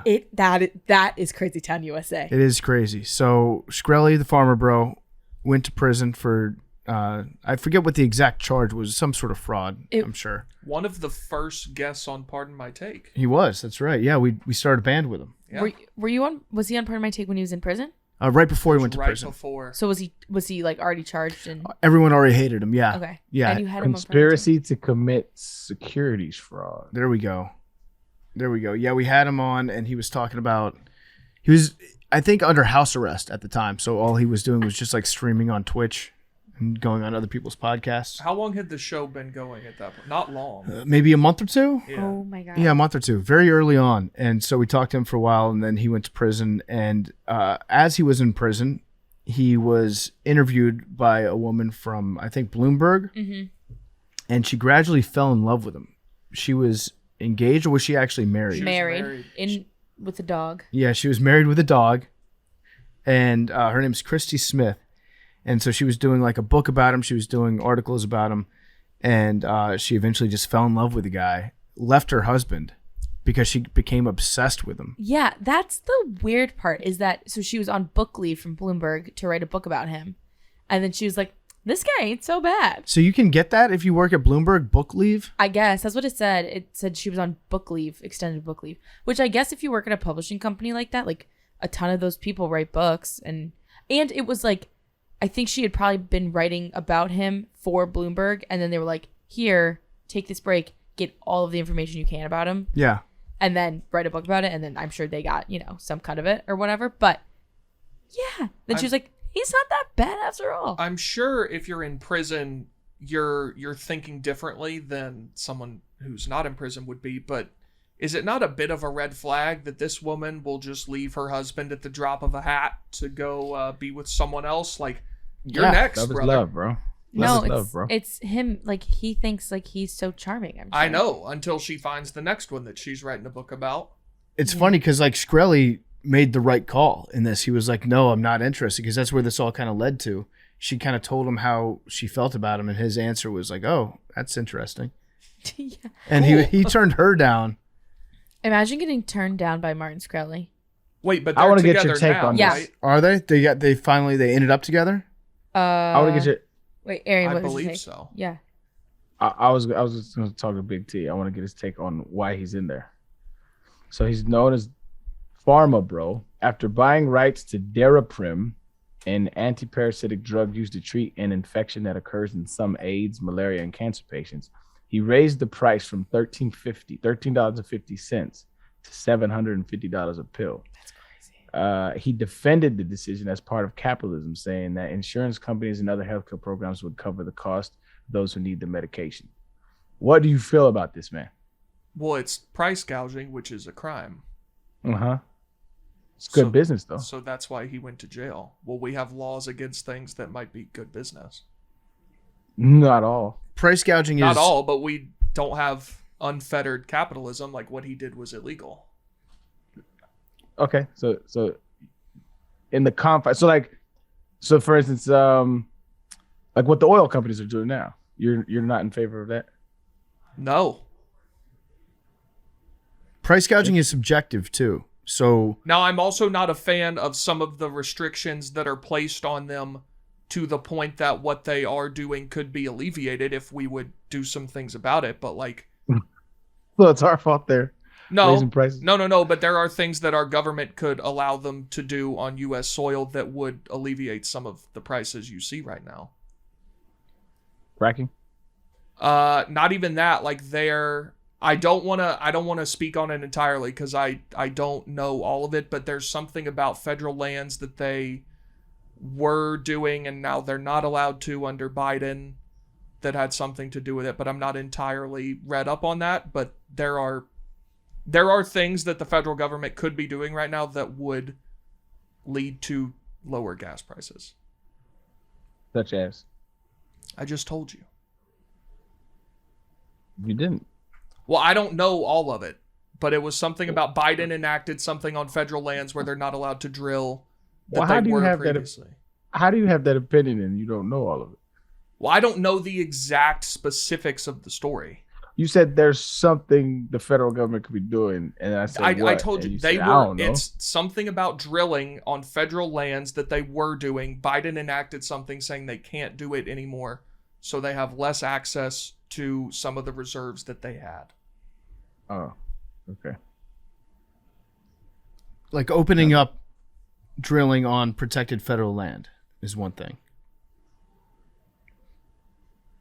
Also, fracking has been kind of like taken off the plate. Like it was a very, very big thing like 10, 15 years ago. Now it's commonly accepted that like fracking, no es bueno. All you have to do is show one video of somebody lighting their faucet on fire with tap water, and people are like, wait, not necessarily for me. I still don't really know what fracking is, to be honest. So they inject water down through rocks. So they like drill into the earth, and then they force pressurized water into these cracks, which breaks open and allows you access to deposits of natural gas, is my understanding. Okay. But it also, since there's like water used in it and you're creating new fractures, it creates new places for the gas and toxic chemicals to start entering those areas. And then they can leak into other areas if it's not like meticulously planned out, which it frequently is not. Okay. So then it can get into like tap water, groundwater. Oh, got it. And then it's an issue. Okay, got it. Wait, so why would anyone be for that? Because you can access, it's an easy, cheap-ish way to access natural gas. Got it. So, but back to Skrilla real quick. I think it's just the bad boy image. Like women out there, You want what you can't have. I'm not painting women with a broad brush. Sorry, I shouldn't say broad. I'm not Wide brush. with a wide brush. But I feel like there's something about a guy that's in jail that certain types of women get very attracted to. Yeah, don't paint that with Not everyone. not everyone. But there'll always be like, if somebody gets arrested insane. for being a serial killer, there will be Ted Bundy. lots of women that write him letters and want to marry that Do person. you remember TJ Lane had a huge influx of that school shooter had like a huge influx of girls that were like bad boy, like babe, he killed like 10 kids. The dude, Jakar, that bombed the Boston Marathon? Oh yeah. There were a lot of people online that got obsessed with him. Yeah. I think it's not like it's an obsession, and it's like I don't even know what the word is. It's like it's just a weird it's like a kink, isn't it? Kind of? It's like cake? Kink. A kink. Oh, yeah, I was going to say cake. That I think too. in general in this society we just fetishize anything that is in like popular. Mm-hmm. Just any pop culture, anything, like people just fall in love with it. It's like, so why like I don't have any friends that follow the Shade Room or DMZ, because it's like you guys are like cancer to, in my opinion. It's just like you just feed off of blood. Mm-hmm. It's just great, and that's what our society is built on. You know, like as soon as everybody stops watching that shit, the demand will go away, and all those fucking people will go away. But y'all watching that shit, it's gross. So back to your teed off, Big T. Yeah, you found it. We trailed off that a little bit. Into a teed off. I did not bait. It's a recurring. You think I'm baiting you into this? That's like on part of my take. If I were to be like, okay, what's your Mount Rushmore? And then I'm like, well, you baited me into giving my top 4 list. Well, It's a segment on the podcast called Teed Off. Yeah, but you steered it in a direction. I did not. I said, what are we teed off about this and weekend? I said nothing. And I said, you didn't have any inconveniences? Precisely. And you said, yeah, I did have an inconvenience. So you are teed off. Sounds like I'm not teed off. Sounds like you didn't like traffic this week. Yeah, I'm just against all parades. What about the Atlanta Braves World Series parade? I didn't go. Too many people. If Tennessee wins a natty. I'll tell you this. I think everybody from this office that went to the parade with Joey and Pat, that's awesome. You're not getting me out of it to a parade in late June for anything. Mm-hmm. I use if Tennessee won the baseball national championship and they Or had if a parade, they qualified for the College World Series. sure, yeah, had a that's parade what for I that. just said. That's what I. No, if they just qualified for it. Well, we did that in 2021. We don't throw parades for that. Okay. Any parade in June, I'm not going. It was 95 degrees yesterday. Yep. But yeah, you just couldn't go anywhere in New York. You just couldn't leave your apartment. It was just the streets were flooded. I'm anti-parade. I am pro LGBTQIA plus pride. I'm anti-parade. Okay. It's good to know. You're curious.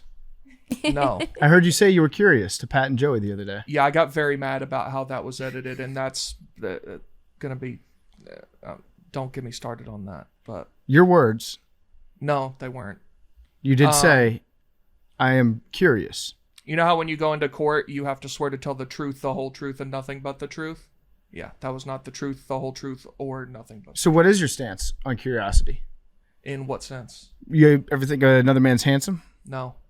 No? No. I have no opinion on how any men look. Tom Cruise. How does he look for his age? I'm sure women find him to be very attractive. How does Tom Cruise look for his age? Great. Okay, so you think he looks great. He's a great looking man. Sure. So you do have an opinion. No. I don't care. He's great. He's great looking. Great. He's great. Am I handsome? I don't know. I've never. That's just so dumb, Big T. I need you to rate do you everybody. Rate all the males on this podcast. In terms of appearance Yeah, or general Appearance. welfare. Appearance. Myself number one, clearly.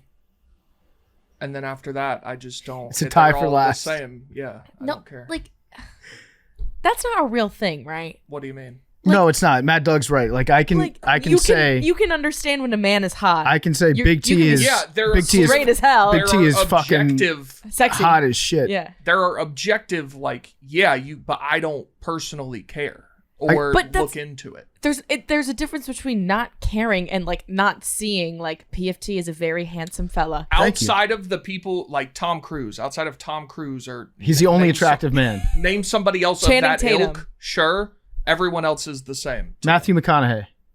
Again, the people that you're going to name. Like Other A-list than celebrities. that, I don't.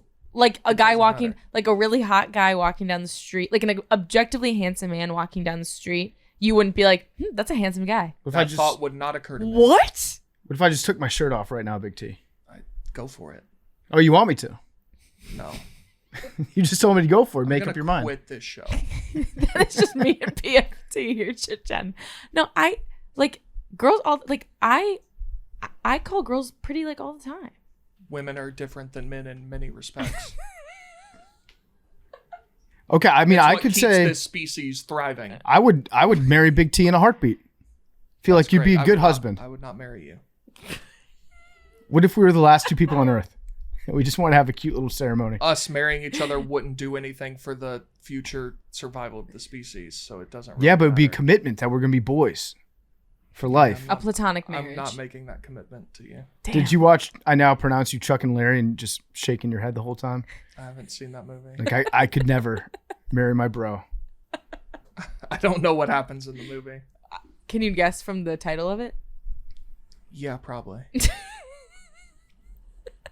I like how Big T's just like he does it. He has He's no not- opinion on any man. Also, The thing is, Well, no, I have plenty of opinions, not appearance. right? But I don't think that he's lying necessarily. I think that that's just Why Big would T's I be mind. lying? that's what we're saying. Like because I feel like some I think you guys do are that. misunderstanding what I'm saying. Like, again, you guys are like, oh, you don't. Yes, Tom Cruise looks better than most people, but the most people, like, are you looking at men when you walk outside and be like, that guy's a I think that guy looks good or not. I know when somebody's That's a never handsome occurred man. to me ever. That somebody's a handsome man. How about this? Instead of playing FMK, why don't we just do like one's got to go? So of all the males on this podcast, who would you least like to marry? Billy. Well, See, that's not looks. That's just he gets annoyed by Billy. I get annoyed by everyone on this show. Well, right, but he gets most annoyed. But maybe I'm just really judging. I'm judging people up and down the streets. Yeah, like it is good people watching here. I barely like. I think Coley said this on the show one time. I don't even look at people when I'm on the street. Coley people pass me all the time. Like, I saw you walking down. So I did not see you. Yeah, I'm not even looking. I saw. Which is probably bad in the crime-ridden streets of New York City. But on my way into the office the other day, it was last week, I think. There was a guy that was walking by that was just wearing jeans and no shirt, and he had like long hair, perfectly groomed stubble, and for the life of me, I could not tell if he was a homeless man or if he was like a model, if he was like super wealthy. Was he clean looking? Kind of. Like as clean as of? you can look for wearing no shirt and jeans. Like he was well kept? I don't know. It was such an in-between moment when I saw him. I was like, that guy is either like a male model that's going for the homeless vibe. Or a homeless man that looks It's the most well put together homeless guy. Yeah.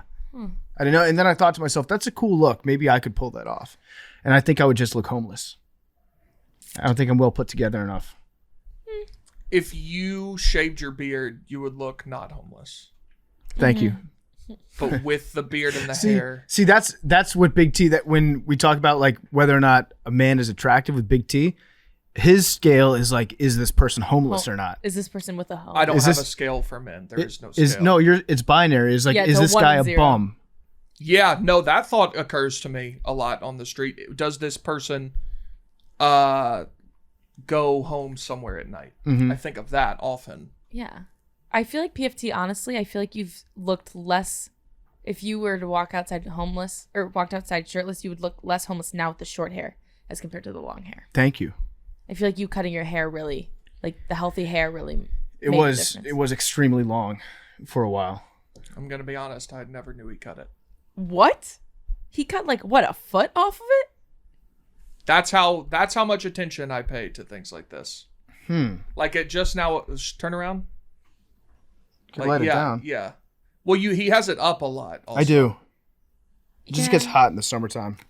Also, I haven't combed it in a couple of days, so it's a little. You don't comb it every day? I tried to, but I was doing a lot of traveling, and then I was on a plane. I guess he did.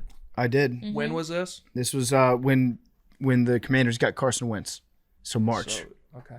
It's been 3 months. I actually usually don't notice if women cut their hair either.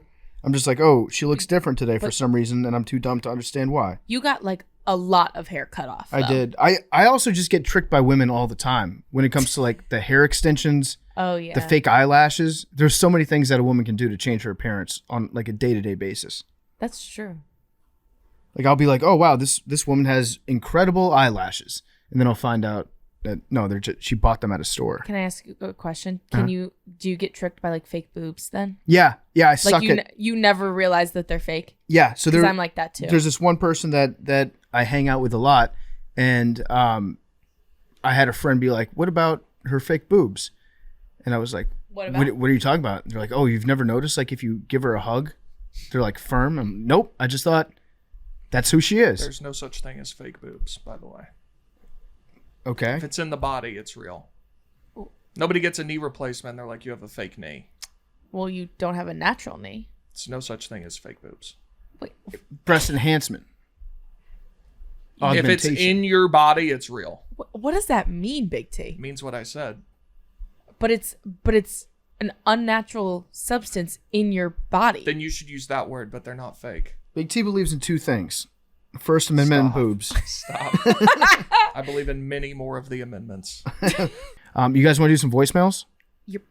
Let's do it. Hey, what's up, Macrodosing? It's Brandon from Chicago. So I see Billy's been gone for a few episodes now, so we can all only assume that he's locked up right now in Guantanamo Bay. So my question is, how do you guys think that he would try to escape? / how would you personally think he would escape? Thanks, guys. Love the pod. How would Billy escape Guantanamo Bay? It's a good question. Don't they just let people out now? Like you can just go. Yeah, pretty much. No, that was what Obama said he was going to do. He said he was going to close down Gitmo. It's still going. Though. Still going. Kind of. Still going. I think Billy would just get his body would rebel against itself because he would be put on like the halal diet, and I don't think that he would get. I don't think they could get that much meat there, so Billy's body would just start consuming Withering. itself. Yeah. And then he could just slide through the bars of the door. Or what Billy would do, he would definitely get his hands on like some of the fatigues and then just pretend he was a soldier and that he was one of the guards.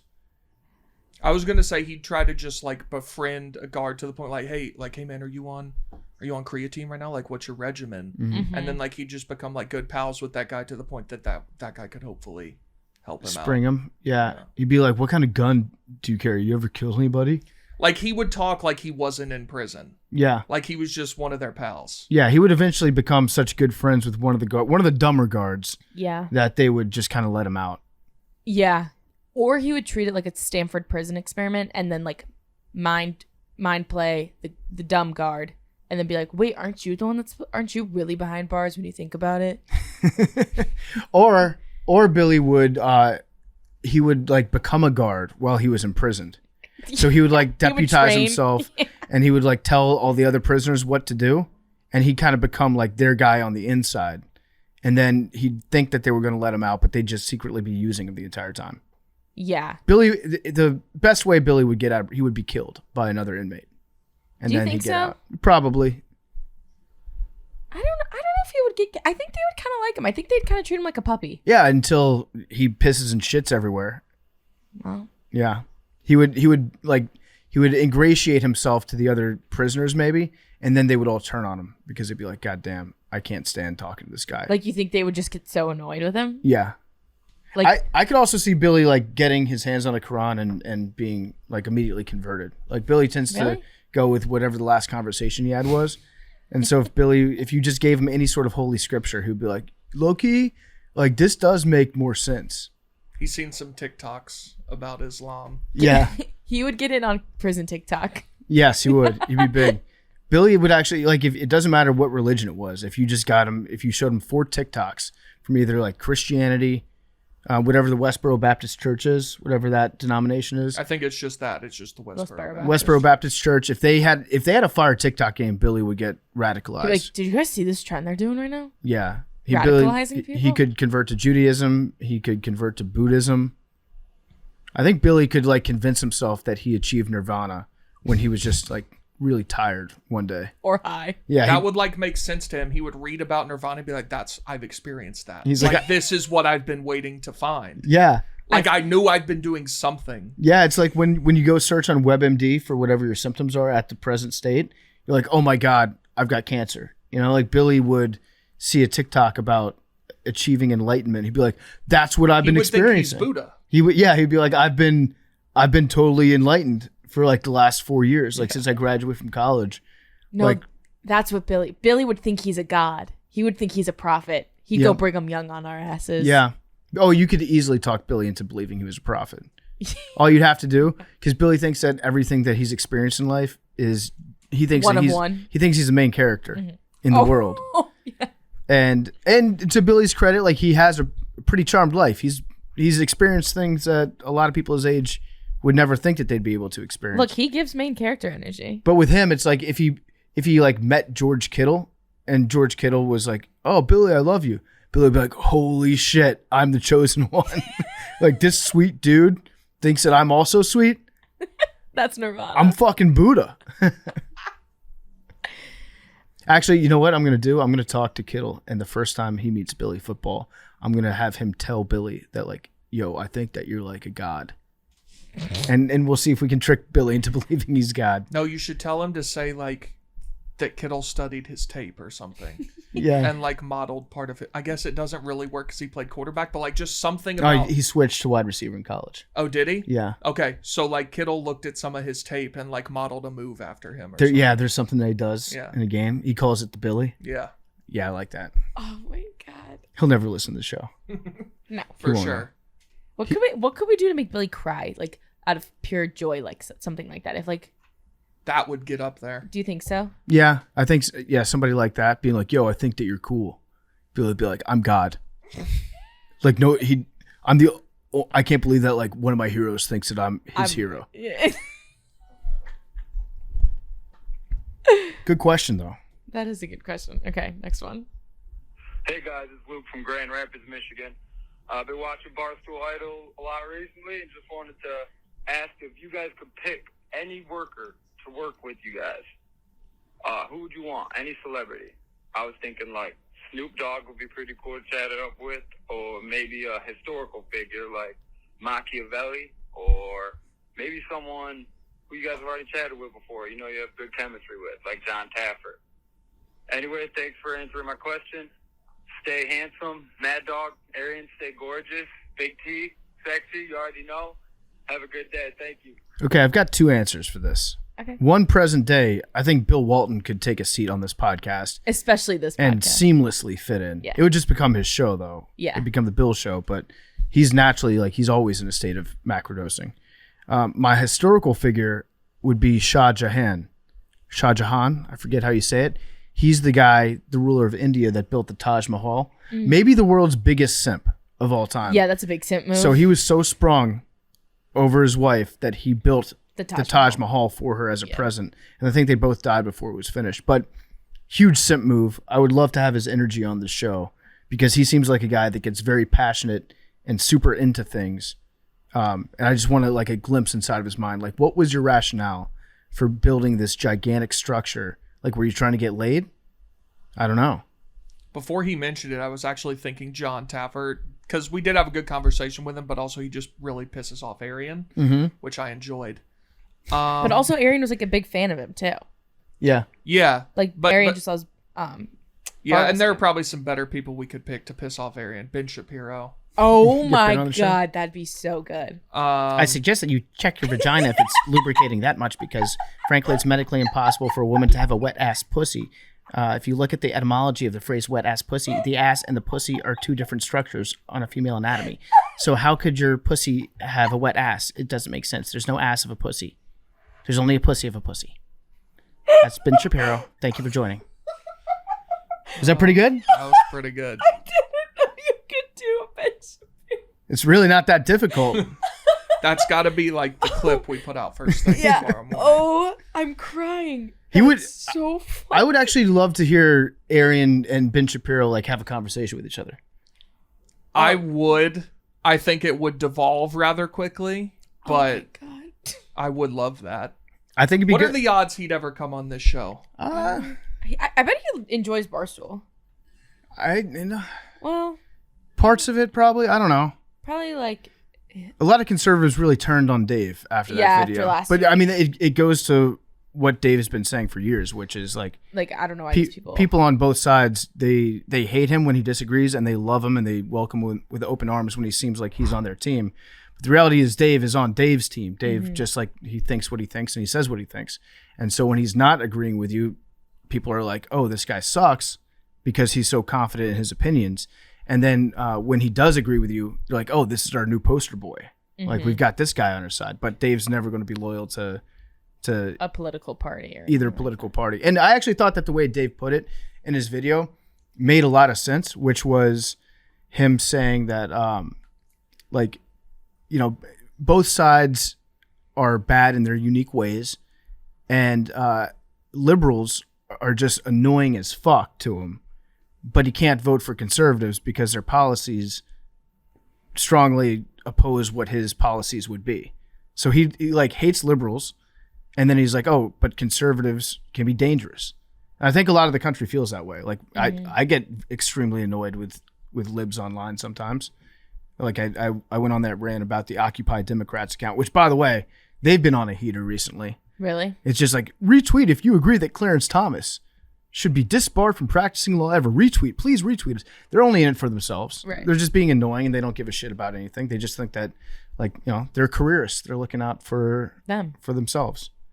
And that's it. The sooner people realize that about everybody online, anybody that's famous for having political opinions, they're just, everything they say for the most part is just to grow their own brand. And that's it. Yeah, so I guess my answer is Ben Shapiro. Okay.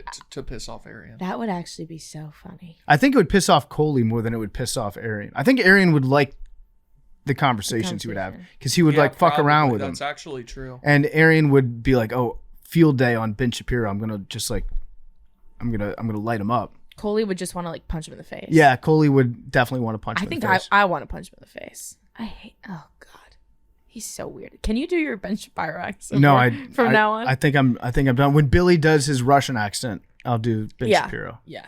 I don't specifically for this podcast. Like, if we wanted someone for only macrodosing. I mean, we've talked about Hassan Piker. I think he would be good on here, but I also feel like we don't need anyone else. But like another conservative voice would be interesting.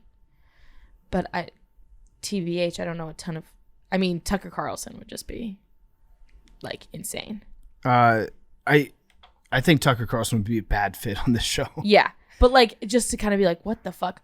Or just now I'm thinking like, but I don't want these people to host. But like Nick Adams, just want to see what he's up. Like, Yeah, I do want to see Nick. Yeah, I want to see him. I want to see him in person. Like watch his brain work. Yeah, I'm trying to think of like who would actually have chemistry with us. Hassan will come on the show, by the way. We just need to like get him on here. It was funny. I ran into former Barstool employee Ellie Schnitt the other day. Shut up. I was walking down the street. I was going to the gym. No big deal. No big deal. I was on my way to the gym to work out, to lift weights at the gym, and ran into her on the street. Said hi. Had a nice little conversation. She said, "Oh, I heard Hassan Piker talking about you guys on his stream the other day."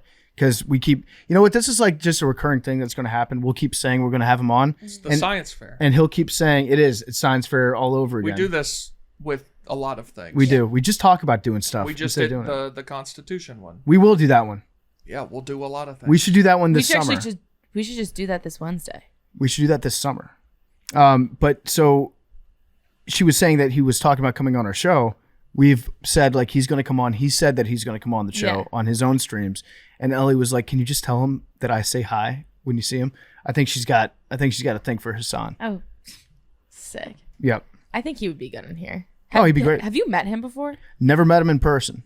But you've like talked online. Yeah, we've had discourse. Oh, okay. There's been discourse. Okay. Yeah, but I don't know who else could like. He actually ghosted me. I was DMing with him about coming on the show, and then we were talking about like setting up times. We got down to like the real nitty gritty. I sent him my phone number, and then totally curved me. That's tough. So he's got my phone number. Didn't do anything with it yet. Yikes. Yeah, big yikes.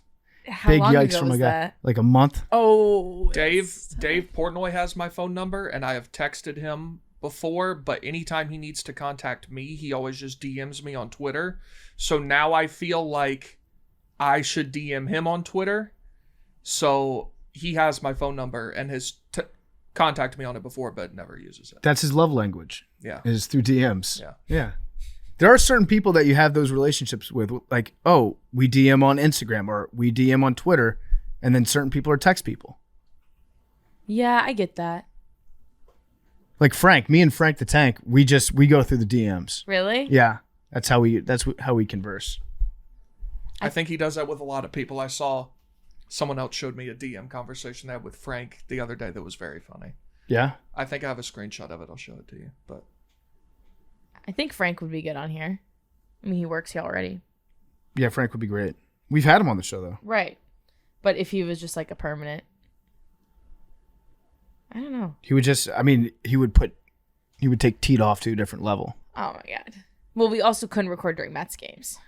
Or maybe exclusively. That should be a podcast. Just Frank watches a Mets game, Yeah. then he can watch it like a couple hours later and just listen along with Frank's commentary.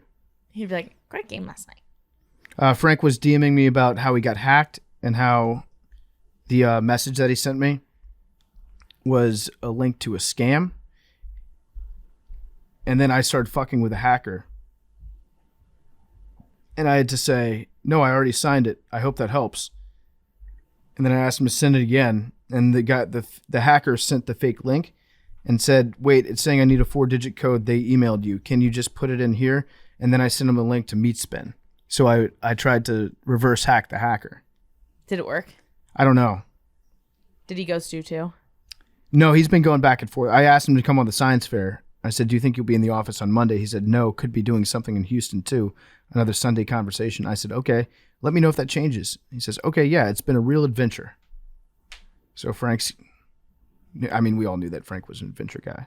I mean, if you look at him, he screams, I'm going on an adventure. Yeah. We have any more voicemails? Yep. Hello, crew. This is Benjamin from Russia. And I'm wondering if you could fuck, marry, kill Jeff Bezos, Elon Musk, and Bill Gates. What would you choose? Goodbye. I think you have to do it. Okay, fuck, marry, kill Elon. Bezos, Bill Gates. So what do we think the demographic of that caller was? Was that a 14? a 14-year-old boy, or was that That might be a 20-year-old girl? Honestly. I might be thinking they're older than that. It Like- could I think that kid was like 11 or 12. it could also be a woman. No, I think it was a boy. It was not a woman. Okay, Big T, I'm gonna let you handle this. It was one. definitely a boy, not a man. I don't have sex with men, but I would kill Bill Gates with joy in my heart and a twinkle in my eye as he perished. And I guess for the sake of this game, I would marry Elon, I guess, because I don't know. I think they're both incredibly weird, bad people. But Elon, I feel like Elon you can have a more interesting conversation with than Jeff Bezos. Jeff Bezos just does that weird laugh. Yeah, the robot laugh. I don't even know how to do it. So you would fuck Bezos, and you'd marry Elon. Once and be done with it, I guess. Yeah. And then you could, I guess, yeah. I would- Bill Gates, the only Bill Gates dead. I would want to marry all three, and then get divorced from all three, and then get all their money. Well, that's No, not how not the sign a game prenup. works. Not sign a prenup. No prenup for me. That's not how Sorry, the you game want works. this ass? You're gonna have to put your name You on have the to have dotted sex line. with one of them too. So okay, I think Big T is right. I would kill Bill Gates. The whole Epstein thing is concerning to me. I would off him. Then I would. I don't know. Bezos seems like he's smooth, like physically smooth, like not a hair on his Like body. a porpoise. Yeah, exactly. No hair on his body. Like a dolphin. Probably marry. Yeah, I think I would marry Elon and then kill Bezos. Kill Bezos or fuck Kill Bezos? Gates. Oh, excuse me. Fuck Bezos. Okay, I'm going different. Elon creeps me out the most, so I'm killing him. And then I'm fucking Bezos and marrying Gates. Mm-hmm. Not based on any morals or anything. Gates is like- probably going to die the soonest. That's good. Hey, Can he still go on his vacation once a year with his high school girlfriend? fine by me. What if you could you? That is him, right? Yeah. Yeah, could you marry Bill Gates and then just feed him a bunch of junk food and hopefully his ticker gives out? He's how old? Mid I don't- 60s. I was gonna say he's not like that. I mean, Yeah, but he just gives off sick vibes. see, I think he 66. gives off healthier vibes. You think I think he's got another 20. Are we in him compared to easy. like the three of them? Well, yeah, but so? Elon probably has good weed, and yeah, but I don't smoke. Bezos has good HGH. I think Bill's got something up in his sleeve too, though. I also think that Elon, if you married him, he's definitely a guy that isn't into biohacking, so he's probably searching for the limitless pill. So if he ever gets his hands on like the real good stuff, like I'm the in. crazy drugs that will make your brain operate more efficiently, Right. he's going to be probably the first person to have that drug. Yeah. So I feel like he'd be an asset to have as a spouse. I mean, I know that all of them are questionable, like morally, but Bill's done a lot with like clean water initiatives, Yeah. I guess, No, he has. and like I mean, him and malaria. Melinda. Yeah. He's definitely saved a lot of lives. Yeah, and I don't see a lot of charitable initiatives coming from the other two. Elon, just for the simple fact that I would get to move back to Austin if I That's a married good him. one too. Yeah. And you'd get a good like a great Tesla. That's true. The other two, like Seattle roots, I would not want to move to Seattle. Well, Amazon. Yeah, Amazon from Seattle, Bill Gates from Seattle. Mm-hmm. That's. Yeah, I would not want to move there. I'd be happy to visit Bezos. I'll go to his place for the fuck sesh. I honestly think though, if I, a 23-year-old girl, were to marry either of them or any of them, I wouldn't have to live with them. Right. I'm just a contractual obligation. You'd have your own like guest house, and the guest house would also be a mansion. Right. Yeah. So I don't think I really don't think there would be a lot in it from like a commitment for me. I would just have to kind of be I would be a figurehead, right? It's actually shocking how like unimpressive all three of them are as human beings. Like if you were to hang, would you consider any of them to be a good hang? No. None of them are like very charismatic. Yeah, they're. I guess Elon kind of, but like I don't consider him charismatic. But they're all just weird. They're just weirdos. Yeah, they're weirdos. Yeah. Yeah, like I saw a TikTok, but of an interview of someone talking about CEOs and how she's always wildly unimpressed by like Fortune 100 CEOs because they're just so like weird and uncomfortable to be around. Yeah. And she's like, that's him. Like that's it. Yeah. Now with Elon, at least there's a possibility if you marry him, you get a threesome at some point. With Amber Heard, or didn't he have a threesome with Amber Heard? I think I heard something. Yeah. Yeah. So there might be some opportunities to stray outside the marriage with a woman that's contractually allowed. So that would be nice. That's more fun for you guys. That's something you look for. Well, I mean, I would rather, if you had put a gun to my head, Have sex with a woman. I would rather be in a marriage with a man that allowed me to have sex with women occasionally. Okay, I guess it's true if you're looking at it from that you are with a man. I Yeah, do see that. I would take that. That's the lesser of two evils. Yeah. I do like see I don't your I point don't have to there. worry about that part as Right. much. Yeah. Well, I mean, if they're all significantly older than me, like I'm gonna outlive all of them. Oh, I disagree with you on that one. Oh, you think? Elon's going to have the pill. Yeah. Like that goes back to him having the best drugs. Well, he may already have it. He also might be biohacking to the point where it's becoming detrimental to his lifespan. He's just like Because experimenting he's like on the himself. he's the guinea pig. Yeah, he takes allegedly a lot of Adderall, a lot of Xanax. So who knows? He's like the Wolf of Wall Street of Austin, Texas. Kind of. The Wolf of Rainy Street. Yeah. Is that a street in Austin? It is a street, yeah. Yeah. Creeps me out. His skin creeps me out too. Oh, bad skin? Not even bad, just like a little bit too porcelain-y. Like it looks a little bit too fake for me. He needs to start jerking off more. Yeah. Get some of those pimples going. And I don't want to take care of a baby. I don't want to take care of Ash. Okay. I'd say E12, whatever. All right, one more. Yep. What's up, Macrodosing? This is Kevin from Chicago. Big fan of the show. I've just got a question for you guys. I was wondering how many adults with full mental capacity do not know that COVID had ever existed. I've heard wild ranges to this question from under 1,000 to over 1 million. So just wanted to get your guys' take on it. Stay handsome, stay gorgeous. Love you guys. That's a good question. Full mental capacity. Got to go with like everybody on the Sentinel Islands. Isn't that like 30 people? Yeah, but all of them. Okay. Every last one. I'm gonna say probably over 1 million. Where? Where? Well, the entire continent of Africa didn't really experience COVID like we did. But they know it existed. Yeah, but it wasn't a thing that's front and center. So I would imagine that, like, how many people do you think live inside the continent of Africa right now? I would imagine that it's probably Couple billion. Yeah, a couple billion. So out of that group, having like 5%. No way. 5% would be way more. Hundreds of millions. Yeah, so No way do 5% of people in Africa not know what COVID is. I think that there's a lot of people there because it wasn't a big thing. How many people? But they have the news.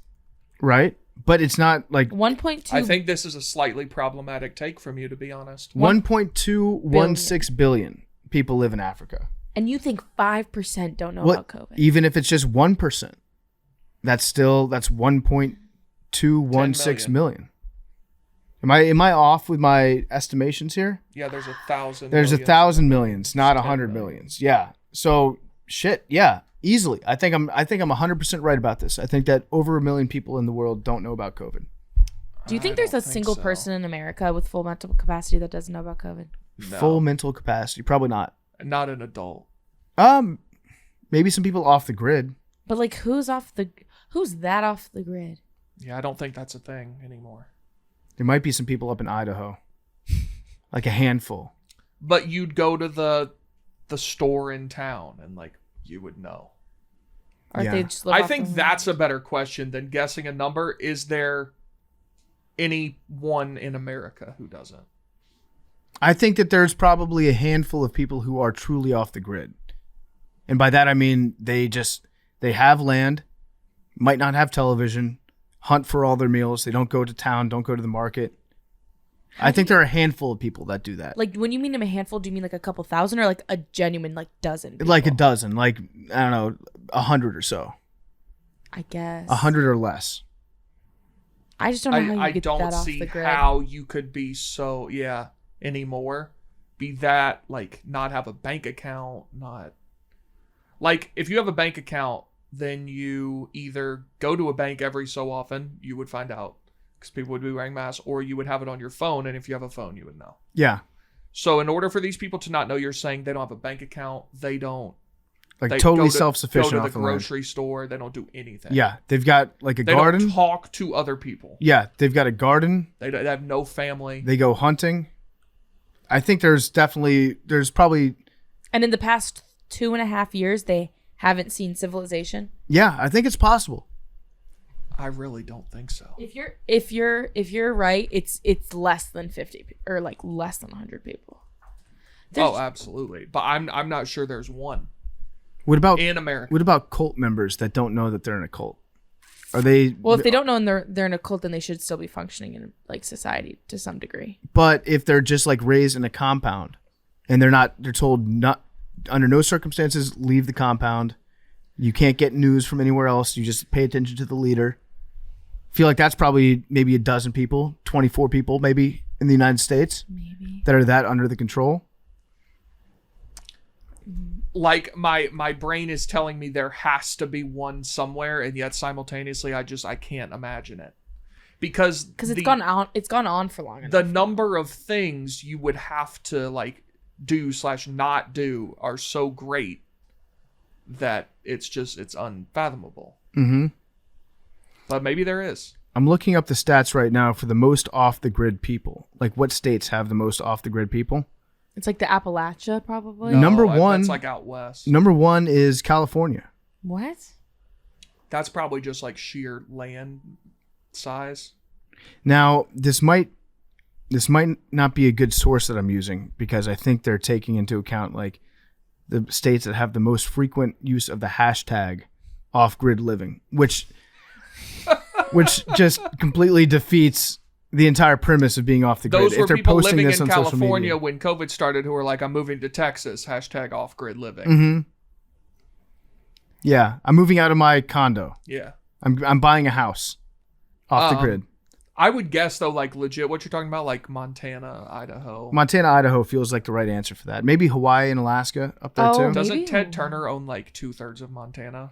Billionaires, a lot of really rich people own Montana and Idaho. Well, maybe not Idaho so much, but it's like Wyoming. Large portions of Wyoming are now being owned and purchased by like billionaires, and especially foreign billionaires too. So like a lot of Chinese nationals owned a shitload of property in Wyoming and Montana. Ted Turner owns 114,000 acres in southwest of Bozeman, Montana. It seems like a lot. What do you do with all that? He has like, you ever heard of Ted's Montana Grill? No. It's his restaurants. He has like bison and shit, and he has restaurants. That's Ted's? Yeah, it's Ted Turner. I didn't know that was the Ted. I do know about Montana Mike's though. That's one I'm in a commercial for. Really? I haven't heard of that I'm one. a bartender in a Montana Mike's commercial that was filmed in Austin back in 2013, I think. Yeah, not to brag. I do a pretty good job in it. I was watching one of the Preds playoff games with my girlfriend, and the New Amsterdam commercial came on, and I wasn't even paying attention. I was like on my phone. She goes, "Is that fucking PFT?" And I was like, "Yeah." You're in like a lot. That's syndicated a lot. I know it's always on TV. My parents still haven't seen it. They've been like watching hockey games just to try to see me in a commercial. and they, for whatever reason, haven't spotted me yet. What? Yeah. Let's see. The biggest private landowners in America. Ted Turner owns 2 million acres of land. 2 million? Yeah. Jesus. Stan Kroenke owns that? 1.4 million acres of land. He owns the Avalanche. Oh, he's The the Rams. Los Angeles the Rams, guy Arsenal, who the best owner in sports or whatever. Yeah, the best. Yeah, everyone loves him. Colorado Rapids, I think. Yep. He owns Colorado Bison, I think. The NLL team. Oh, I'm not sure, probably. Oh, Jeff Bezos is broke bitch. He only owns 420,000 acres. I just want you like, are you like hoarding that to do something with it? It seems like it. I mean, doesn't it? Yeah. A little bit. It sure does. And then let's see. John Malone is the biggest landowner, I think. What does John Malone do? I've never heard of him. He's the one that you got to be worried about. Why? The 'Cause guy I that don't know owns him? the most Oh, because he owns acreage, Sports Bar. and you don't know his name.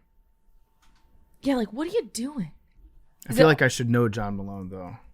I just keep expecting you to say John Mulaney.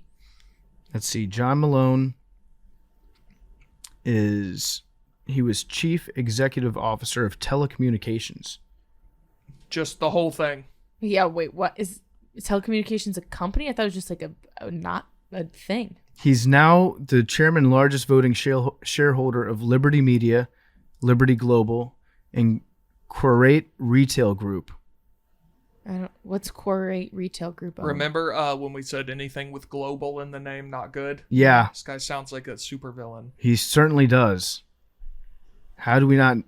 Malone is the largest private landowner in the United States, possessing upwards of 2.2 million acres, more than twice the size of Rhode Island. What the fuck? What is this guy up to? How old is he? Old. 81. Oh shit. Does he look like a supervillain? Look up a picture of him. No, which is more concerning. So he used to own 32% of the shares in News Corp, which is Fox News. Oh, supervillain. Yeah, it looks like I need to know more about this guy. Oh, We need to dive deep into John Malone. what the heck? Oh, and he's been married. He's worth $6.9 billion. That's really not that That's much. to own 2 Rhode Islands How did this guy get 2 Rhode Islands? and not a sports team. I always say, like, if you're a billionaire and you don't own a sports team, that's a big red flag. Yeah, That is probably the coolest thing you can own. Oh, for sure. yeah, more than 2 million acres. Yeah, like who gives a shit?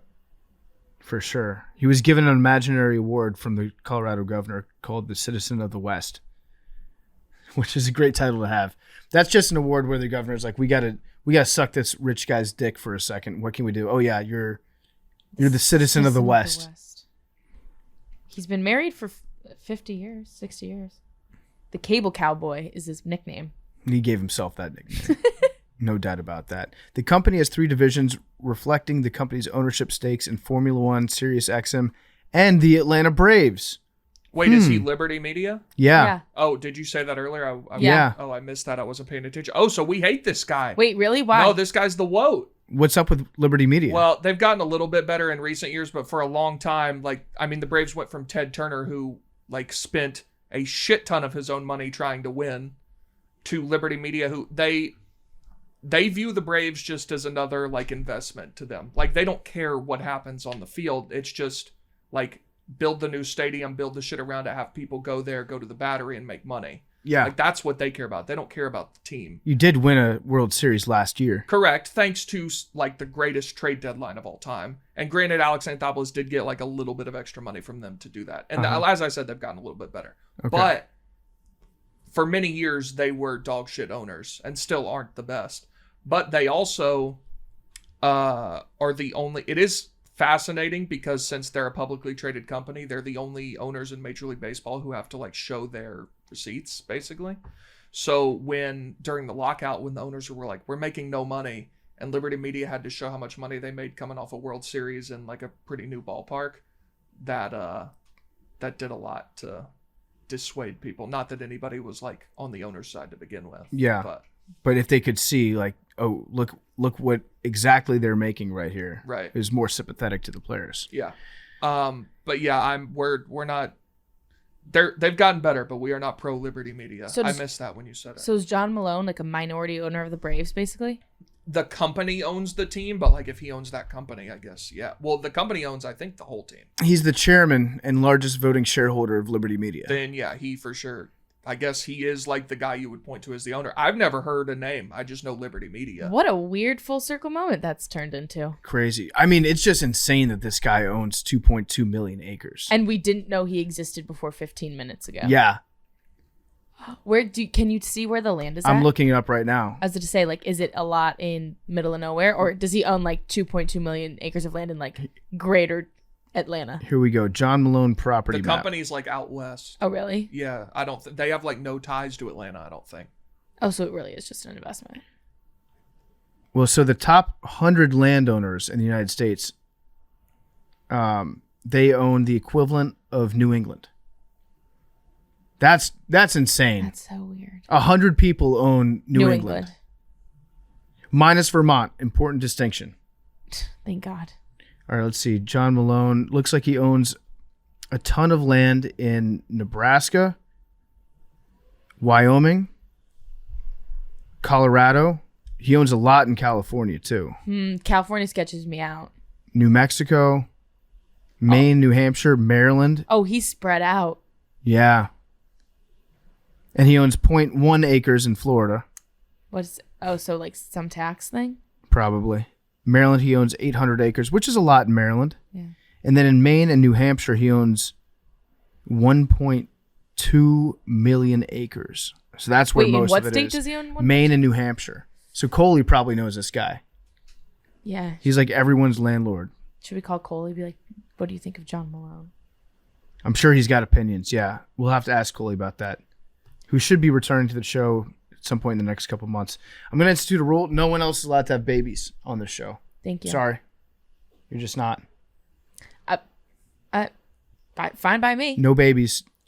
When you this is just interest. I'd be interested to know what your guess is. What do you think Liberty Media reported in revenue per Atlanta Braves home game in 2021? So each game, how much in revenue? See, I have no frame of See, reference. I also wouldn't have. Okay, That's actually, just why I'm I curious kind of to do have hear a frame your of guess. reference. My freshman year internship, I was the finance team for minor or independent league baseball team. How much were you making? Minimum wage. Or No, how much was the team making per game? exact per game, like $3,000, I'm going to guess. and it was like a 3,000 seat thing. I'm going to guess 250,000. I'm gonna guess 500 Neither of y'all are close. $6 million What? per home game. 6 million? per home game? Liberty Media's Braves group reported $568 million in revenue from baseball development. The company reported $6 million in baseball revenue per home game in What the 2021. fuck? I don't know if that counts. I assume it does because they own the Battery as well. All the money that's spent out there. They also. own the neighborhood around the ballpark? Yeah. That's the new business model. Yeah. So I think. So that includes that, or just inside? I think it's everything. Liberty Media reported Still. $93 million in baseball revenue in the fourth quarter alone, which included all 8 of the club's postseason games, in addition to 3 regular season games. No freaking way. Now, this site is saying it's twice the size of Delaware, not even Rhode Island. Is Delaware bigger than Rhode Island? Yeah, it sure is. He owns ports. He purchased the 290,000 acre New Mexico Bell Ranch in 2010. What is he doing with all this? He's planning something. Let us know. Sound off in the Discord What if do you you know guys- what John Malone's up to. What do you think? What do you think he's up to? I don't know, but I'm going to find out. That's a promise. That's such an uncomfortable fact that I now know. Yep. All right. I'm going to be on the lookout. If you see John Malone, tell him to come on the podcast. I want to talk to him about this. And we'll see Hassan Piker on the podcast soon, too. Or Ben Shapiro, if we're lucky. Ben Shapiro. Do you actually think that's how? Is it Shapiro? Yes. I know Shapiro's from Mark Shapiro from the Indians. Guardians. Guardians. No, it's Shapiro. Oh. All right. Love you guys.